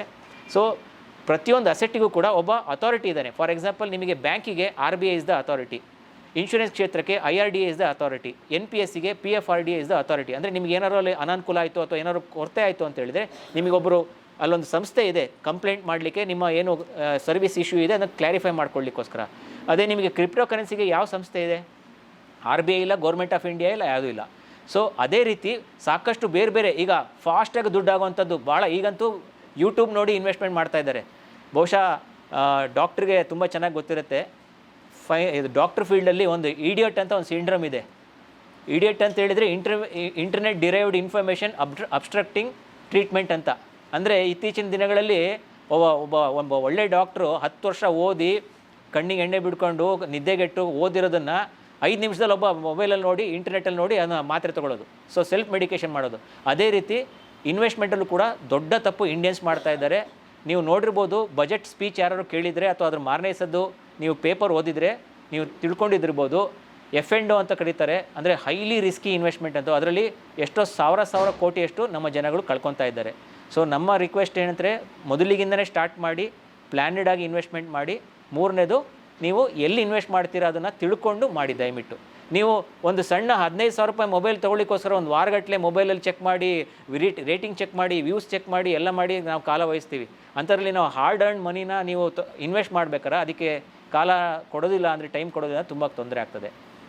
4ನೇ ಮಿಸ್ಟೇಕು ನಮ್ಮ ಇಂಡಿಯನ್ಸ್ ಮಾಡ್ತಾ ಇರೋದು, ನನ್ನ ಅನುಭವದಲ್ಲಿ ನಾನು ದಿನ ನೋಡ್ತಾ ಇರೋದು ಅಂದರೆ, ಇದೊಂದು ನನ್ನ ಪ್ರಕಾರ ಸೋಷಿಯೋ ಎಕನಾಮಿಕ್ ಪ್ರಾಬ್ಲಮ್. ಏನಂತ ಹೇಳಿದರೆ, ಅದರಲ್ಲಿ ಹೆಣ್ಮಕ್ಳದ್ದು ಏನೋ ಪಾರ್ಟಿಸಿಪೇಷನ್ ಎಷ್ಟಿದೆ, ಗಂಡು ಮಕ್ಳದ್ದು ಎಷ್ಟಿದೆ ಗೊತ್ತಿಲ್ಲ. ಬಟ್ ಇದೊಂದು ಮಜವಾಗಿರುವಂಥದ್ದು ಏನಂದರೆ, ಇದು ಸ್ಪೆಷಲಿ ಇಂಡಿಯನ್ಸಲ್ಲಿ ಇರುವಂಥದ್ದು ಏನಂದರೆ, ಅವರು ಮನೆ ಕೆಲಸಗಾರರಾಗಿರ್ಬೋದು, HOD ಆಗಿರ್ಬೋದು, ದೊಡ್ಡ ಮಿನಿಸ್ಟರ್ ಆಗಿರ್ಬೋದು, ಪ್ರತಿಯೊಬ್ಬರಿಗೂ ನಮ್ಮದೊಂದು ಸ್ವಂತದ ಮನೆ ಇರಬೇಕು ಅನ್ನೋದೊಂದು ಆಸೆ ಇದೆ ನಮ್ಮ ಇಂಡಿಯನ್ಸಲ್ಲಿ. ಅದೇನು ತಪ್ಪಲ್ಲ, ಖಂಡಿತವಾಗಿಯೂ ತಪ್ಪಲ್ಲ, ನನಗೂ ಕೂಡ ಇದೆ. ಬಟ್ ಇದಕ್ಕೋಸ್ಕರ ಏನು ಮಾಡ್ತಾರೆ, ಅವ್ರದ್ದು ಆದಾಯ ಏನಿದೆ ಅದನ್ನು ನೋಡ್ಕೊಳ್ದೇ ಸುಮ್ಮನೆ ಸಾಲ ಮಾಡಿ ಮನೆ ಕಟ್ಟುವಂಥದ್ದು, ಅಥವಾ ಅವರಿಗೆ ಏನೋ ಅವ್ರದ್ದು ಫ್ರೇಮ್ವರ್ಕ್ ಏನಿದೆ ಅದಕ್ಕಿಂತ ಜಾಸ್ತಿ ಖರ್ಚಾಗುವಂಥದ್ದು. ಮತ್ತು ಜಾಸ್ತಿ ನೀವು ನೋಡಿದ್ದಾಗೆ ಬ್ಯಾಂಕಲ್ಲಿ 70-80% ಮಾತ್ರ ಲೋನ್ ಕೊಡ್ತಾರೆ, ಅದಕ್ಕಿಂತಲೂ ಜಾಸ್ತಿ ಹೊರಗಡೆ ಸಾಲ ತೊಗೊಳ್ಳೋವಂಥದ್ದು. ಒಟ್ಟಾರೆ ಮನೆ ಮಾಡಿಬಿಟ್ಟು ಕೂತ್ಕೊಂಡ್ಬಿಡ್ಬೇಕು, ಫಂಕ್ಷನಲ್ಲಿ ಒಂದು ಫೋಟೋ ಹಾಕ್ಬಿಟ್ಟು ಎಲ್ಲ DP ಅಲ್ಲಿ ಹಾಕಬೇಕು. ಅದನ್ನು ದಯವಿಟ್ಟು ಮಾಡಬೇಡಿ. ಬಿಕಾಸ್ ಮನೆ ಕಟ್ಟುವಂಥದ್ದು ಇವತ್ತಿನ ದಿವಸ ಕಾಲ ಸಂದರ್ಭ ಆಗಿದೆ ಅಂದರೆ, ಮನೆ ಕಟ್ಟೋದು is your biggest cost in your life. Like 50 lakhs to 1 crore ಬೇಕಾಗ್ತದೆ. ಎಷ್ಟೋ ಸಂದರ್ಭದಲ್ಲಿ ಗಂಡ ಹೆಂಡತಿ ಇಬ್ಬರು ದುಡಿತಾ ಇರ್ತಾರೆ, ಇಬ್ಬರದು ಬಲ್ಕ್ ಅಥವಾ ಅಷ್ಟಕ್ಕಷ್ಟು ಆದಾಯ ಅವರು ಹೋಮ್ ಲೋನ್ EMIಗೆ ಕಟ್ತಾ ಇರ್ತಾರೆ. ಅದನ್ನು ನೀವು ದಯವಿಟ್ಟು ಅವಾಯ್ಡ್ ಮಾಡಿ ಅಂತ ನನ್ನ ರಿಕ್ವೆಸ್ಟು. ಸೊ ನಾವು ಜನರಲಿ ಒಂದು ಫಾರ್ಮುಲಾ ಇದೆ, ಏನಂತ ಹೇಳ್ತೀವಿ ಅಂತ ಹೇಳಿದರೆ, ನೀವು ತೊಗೊಳ್ಳೋಂಥ ಮನೆ ಅಥವಾ ಕಟ್ಟೋವಂಥ ಮನೆ ನಿಮ್ಮ ವಾರ್ಷಿಕ ಆದಾಯದ್ದು 5 ಪಟ್ಟಿಗಿಂತ ಜಾಸ್ತಿ ಇರಬಾರ್ದು ಅಂತ. ನಿಮ್ಮ ವಾರ್ಷಿಕ ಆದಾಯ 10 ಲಕ್ಷ ಇದೆ ಅಂದರೆ 50 ಲಕ್ಷಕ್ಕಿಂತ ಜಾಸ್ತಿ ಖರ್ಚಿರೋಂಥ ಮನೆ ತೊಗೋಬೇಡಿ. ಯಾಕೆ ಅಂತ ಹೇಳಿದರೆ, ಮುಂದಿನ ದಿನ ಅನ್ಲೆಸ್ ನೀವು ಗೌರ್ಮೆಂಟ್ ಎಂಪ್ಲಾಯಿ ಆಗಿಲ್ಲ ಅಂದರೆ, ಮತ್ತು ಗೌರ್ಮೆಂಟ್ ಎಂಪ್ಲಾಯಿ ಎಷ್ಟು ಜನ ಇರ್ತಾರೆ, ಇಡೀ ಪಾಪ್ಯುಲೇಷನಲ್ಲಿ ಒಂದು 5% ಇರ್ಬೋದು, ಎಲ್ಲರೂ ಗೌರ್ಮೆಂಟ್ ಎಂಪ್ಲಾಯಿ ಆಗೋಲ್ಲ. ಸೊ ಈಗಿನ ಕಾಲ ಆಗಿದೆ ಅಂದರೆ ನಮ್ಮ ತಂದೆಯವ್ರ ಕಾಲ ಇದ್ದಂಗಲ್ಲ. ಅವಾಗೆಲ್ಲ ಒಂದು ಕೆಲಸ ಶುರು ಮಾಡಿದ್ರಂದರೆ ಅಲ್ಲೇ ರಿಟೈರ್ಡ್ ಆಗ್ತಿರು, 30 ವರ್ಷ, 20 ವರ್ಷ, 25 ವರ್ಷ. ಈಗ ಕೆಲಸಗಳು ಹೋಗ್ತಾ ಇದೆ, ಕೆಲಸಗಳು ಕಳ್ಕೊತೀವಿ, ಅಥವಾ ಸ್ಯಾಲ್ರಿ ಕಮ್ಮಿ ಆಗ್ಬೋದು, ಬಂದಾಗ್ಬೋದು. ಆ ರೀತಿ ಇರೋದ್ರಿಂದ ನೀವು ನಿಮ್ಮ ಸ್ಯಾಲ್ರಿದು ಅಷ್ಟಕ್ಕಷ್ಟು ಹಣ EMIಗೆ ಹೋಗುವಂಥದ್ದನ್ನು ಮಾಡ್ಕೊಳ್ಬಾರ್ದು ಅಂತ ನಮ್ಮ ಅನಿಸಿಕೆ. ಸೊ ಇದು ಇನ್ನೊಂದು ಮಿಸ್ಟೇಕು. ಏನಂತ ಹೇಳಿದರೆ, ನೀವು ಯಾವಾಗ ಹೋಮ್ ಲೋನ್ ತೊಗೋಬೇಕು ಅಂತ ಹೇಳಿದರೆ, ನೀವು ತೊಗೊಳ್ಳೋಂಥ ಹೋಮಿಂದು ಏನು ಒಂದು ಮೊತ್ತ ಇದೆ ಅದರದ್ದು 25% ನಿಮ್ಮ ಹತ್ರ ಕ್ಯಾಶ್ ಇರಬೇಕು. ಅಂದರೆ ನೀವು ತೊಗೊಳ್ಳೋಂಥ ಒಂದು ಮನೆಯದು ಖರ್ಚು ಅಥವಾ ಮೊತ್ತ 1 ಕೋಟಿ ಅಂದರೆ ನಿಮ್ಮ ಹತ್ರ 25 ಲಕ್ಷ ಆಲ್ರೆಡಿ ಇದ್ದರೆ ಮಾತ್ರ ನೀವು ಕೈ ಹಾಕಿ. ಇಲ್ಲಾಂದರೆ ನೀವು ಸೇವಿಂಗ್ಸ್ ಮಾಡ್ತಾ ಹೋಗಿ, ನೀವು ಕಾರ್ಪಸ್ ಜನ್ರೇಟ್ ಮಾಡಿ, ಮುಂದಿನ ದಿನಗಳಲ್ಲಿ ನೀವು ಚೆನ್ನಾಗಿ ಒಂದು ಒಳ್ಳೆ ಉತ್ತಮ ಸ್ಥಾನಕ್ಕೆ ಹೋದಾಗ ಅವಾಗ ತೊಗೊಳ್ಳಿ. ಅದೊಂದು ತಪ್ಪು ಗ್ರಹಿಕೆ, ಲ್ಯಾಂಡ್ ಇರೋದು ಕಮ್ಮಿ, ಸಿಗುತ್ತೋ ಇಲ್ಲ ಅಂತ. ಅದು ನಮ್ಮ ಅಪ್ಪ ಅವ್ರ ಕಾಲದಲ್ಲೂ ಹೇಳ್ತಿರೋ, ಅವ್ರ ಅಜ್ಜ ಅವ್ರ ಕಾಲದಲ್ಲೂ ಹೇಳ್ತಿರೋ, ಈಗ ಇದ್ದೇ ಇದೆ. ಈಗೆಲ್ಲ ನಿಮಗೆ ಅಪಾರ್ಟ್ಮೆಂಟ್ ಕೂಡ ಬಂದಿದೆ, ಅದು ಇನ್ನೂ ಇದ್ದೇ ಇರುತ್ತೆ. ಸೊ ಫಸ್ಟು ನೀವು ಸೇಫ್ ಗಾರ್ಡ್ ಮಾಡ್ಕೊಳ್ಳಿ. ಸೊ ಇದು ಇನ್ನೊಂದು ಮಿಸ್ಟೇಕು. ಇನ್ನೊಂದು ಮಿಸ್ಟೇಕ್ ಮಾಡೋದು ನಮ್ಮ ಭಾರತೀಯರು ಏನಂದರೆ, ಒಂದೇ ಅಸೆಟ್ಟಿಗೆ ಅಷ್ಟು ಇನ್ವೆಸ್ಟ್ ಮಾಡೋದು. ನಾನು ಸಾಕಷ್ಟು ಜನಕ್ಕೆ ಭೇಟಿ ಆಗ್ತೀನಿ, ಸರ್ ನೀವೆಲ್ಲಿ ಇನ್ವೆಸ್ಟ್ ಮಾಡಿದ್ದೀರಾ? ನಮ್ಮದೆಲ್ಲ ರಿಯಲ್ ಎಸ್ಟೇಟ್ ಕಣ್ರಿ, 10 ಸೈಟು, 15 ಸೈಟು, 20 ಸೈಟು. ರಿಯಲ್ ಎಸ್ಟೇಟೇ ನಿಮ್ಮ ದಂಧೆ ಆಗಿದ್ರೆ, ನಿಮ್ಮ ಬಿಸ್ನೆಸ್ ಆಗಿದ್ರೆ ಅವ್ರ ಬಗ್ಗೆ ನಾನು ಕಾಮೆಂಟ್ ಮಾಡ್ತಿಲ್ಲ. ನೀವೊಬ್ಬ ರಿಟೇಲ್ ಇನ್ವೆಸ್ಟರ್ ಆಗಿ, ಒಬ್ಬ ನಾರ್ಮಲ್ ಮನುಷ್ಯನಾಗಿ ಆ್ಯಸ್ ಎ ಇನ್ವೆಸ್ಟ್ಮೆಂಟ್ 10-15 ಸೈಟ್ ತೊಗೊಳ್ಳೋದು, ಅಥವಾ ಅಷ್ಟು ಇನ್ವೆಸ್ಟ್ಮೆಂಟು ಸೈಟಿಗೆ ಹಾಕೋದು, ರಿಯಲ್ ಎಸ್ಟೇಟಿಗೆ ಹಾಕೋದು, ಅಥವಾ ಅಷ್ಟು ಇನ್ವೆಸ್ಟ್ಮೆಂಟು ಗೋಲ್ಡಿಗೆ ಹಾಕೋದು, ಅಥವಾ ಅಷ್ಟು ಇನ್ವೆಸ್ಟ್ಮೆಂಟು ಶೇರ್ಸಿಗೆ, ಮ್ಯೂಚುವಲ್ ಫಂಡಿಗೆ ಹಾಕೋದು, ಅಥವಾ ಅಷ್ಟು ಇನ್ವೆಸ್ಟ್ಮೆಂಟು FDಯಲ್ಲೇ ಇಡೋದು. ಇದು ತುಂಬ ತಪ್ಪು. ಇದು ಎಕ್ಸ್ಟ್ರೀಮ್ ಮಿಸ್ಟೇಕ್ ಅಂತ ನಾವು ಕರಿತೀವಿ. ಯಾರೇ ಆದರೂ ಇನ್ವೆಸ್ಟ್ಮೆಂಟಿಗೆ ಬಂದಾಗ 2 ಎಕ್ಸ್ಟ್ರೀಮ್ ಮಿಸ್ಟೇಕ್ ಮಾಡ್ಬೋದು. ಒಂದು, ಮ್ಯೂಚುವಲ್ ಫಂಡು, ಶೇರ್ಸು ಎಲ್ಲ ತುಂಬ ರಿಸ್ಕಿ ಅಂತ ಅಂದ್ಬಿಟ್ಟು ಅಷ್ಟು ಸೇಫ್ ಬೇಕು ಅಂತ ಅಂದ್ಬಿಟ್ಟು ಅಷ್ಟು FDಯಲ್ಲಿ ಇಡೋದು, ಇದು ಒಂದು ಎಕ್ಸ್ಟ್ರೀಮ್ ಮಿಸ್ಟೇಕ್. ಆದರೆ ಇನ್ನೊಂದು, ಮ್ಯೂಚುವಲ್ ಫಂಡಲ್ಲಿ ಶೇರ್ಸಲ್ಲೆಲ್ಲ ತುಂಬ ರಿಟರ್ನ್ಸ್ ಕೊಡುತ್ತಂತೆ ಅಂದ್ಬಿಟ್ಟು ಅಷ್ಟು ದುಡ್ಡು ತೊಗೊಂಡು ಶೇರ್ಸಿಗೆ ಮ್ಯೂಚುವಲ್ ಫಂಡಿಗೆ ಹಾಕೋದು. ಇದೆರಡು ಎಕ್ಸ್ಟ್ರೀಮ್ ಮಿಸ್ಟೇಕ್ ಮಾಡಬಾರ್ದು. ನಿಮ್ಮ ಏಜು ಮತ್ತು ನಿಮ್ಮ ಆದಾಯ ಮತ್ತು ನಿಮ್ಮ ಗೋಲ್ಸ್ಗಳು, ಮುಂದಿನ ದಿನಗಳಲ್ಲಿ ನಿಮ್ದು ಏನು ಗೋಲ್ಸ್ ಇದೆ ಅದ್ರ ಪ್ರಕಾರವಾಗಿ ಅನಲೈಸ್ ಮಾಡಿ, ನೀವಾಗಲಿ, ನಿಮ್ಮ ಫ್ಯಾಮಿಲಿ ಆಗಲಿ, ಅಥವಾ ನಿಮಗೆ ಸಹಾಯ ಬೇಕು ಅಂದರೆ ಆರ್ಥಿಕ ಸಲಹೆಗಾರನ ಇಟ್ಕೊಂಡು ಅವ್ರನ್ನ ಕೂತ್ಕೊಂಡು ಪ್ಲ್ಯಾನ್ ಮಾಡಿ ಅದ್ರ ಪ್ರಕಾರವಾಗಿ ಬೇರೆ ಬೇರೆ ಅಸೆಟ್ ಕ್ಲಾಸಿಗೆ ಬೇರೆ ಬೇರೆ ಅಮೌಂಟನ್ನು ನೀವು ಇನ್ವೆಸ್ಟ್ ಮಾಡೋದು ತುಂಬ ಇಂಪಾರ್ಟೆಂಟ್. ಇದು ಮುಖ್ಯವಾಗಿ ಮಾಡೋವಂಥ ನಮ್ಮ ದೇಶದಲ್ಲಿ ಇಂಡಿಯನ್ಸು ಮಿಸ್ಟೇಕ್. ಇದನ್ನು ಕೊನೆಯದಾಗಿ ಎಲ್ಲರಿಗೂ ಹೇಳ್ಬೇಕು, ನಾವು ಯಾವುದರಿಂದ ಸ್ಟಾರ್ಟ್ ಮಾಡಿದೋ ಅದೇ. ನಾವು ಯಾವುದೇ ಒಬ್ಬ ವ್ಯಕ್ತಿಗೆ ಹೋಗಿ ಕಸ್ಟಮರಿಗೆ ಹೋಗಿ ಕೇಳ್ತೇವೆ, ಸರ್ ನೀವೇನು ಇನ್ವೆಸ್ಟ್ ಮಾಡಬೇಕು ಅಂತ. ಅವ್ರು ನಮ್ಮ ಹತ್ರ ಬಂದಾಗ ಹೇಳೋದು ಒಂದೇ, ಎಲ್ಲರೂ ಕೂಡ ಮದುವೆ ಆಗಿದ್ದವರು ಎಲ್ಲರೂ ಹೇಳೋದು, ಸರ್ ಮಕ್ಕಳ ಮೇಲೆ ಇನ್ವೆಸ್ಟ್ ಮಾಡಬೇಕು, ಸರ್ ಏನೋ ಮನೆಗೋಸ್ಕರ ಇನ್ವೆಸ್ಟ್ ಮಾಡಬೇಕು, ಮ್ಯಾರೇಜಿಗೋಸ್ಕರ ಇನ್ವೆಸ್ಟ್ ಮಾಡಬೇಕು. ಇದು ಖಂಡಿತ ತಪ್ಪಲ್ಲ.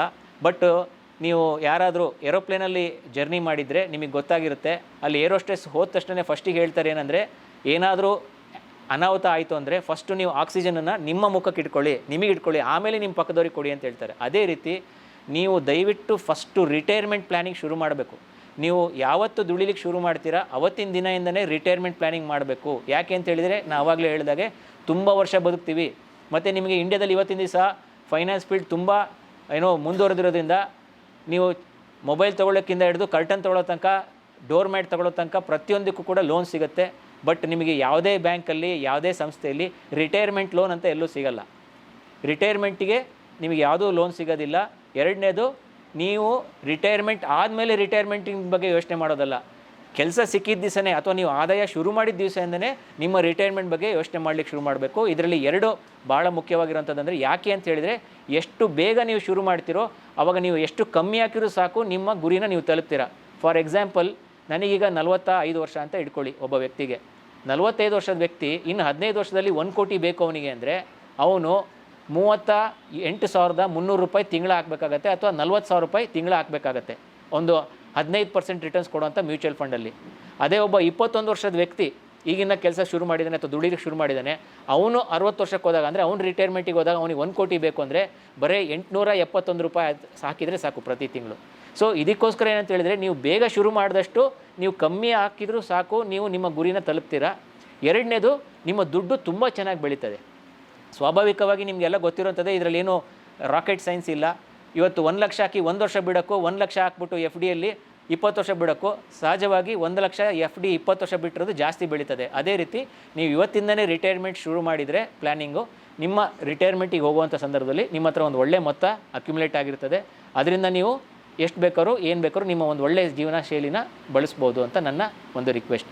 ಸೊ ನಿಮ್ಮೆಲ್ಲರಿಗೂ ಮತ್ತೊಮ್ಮೆ ಇವತ್ತು ವುಮೆನ್ಸ್ ಡೇ ಶುಭಾಶಯಗಳು.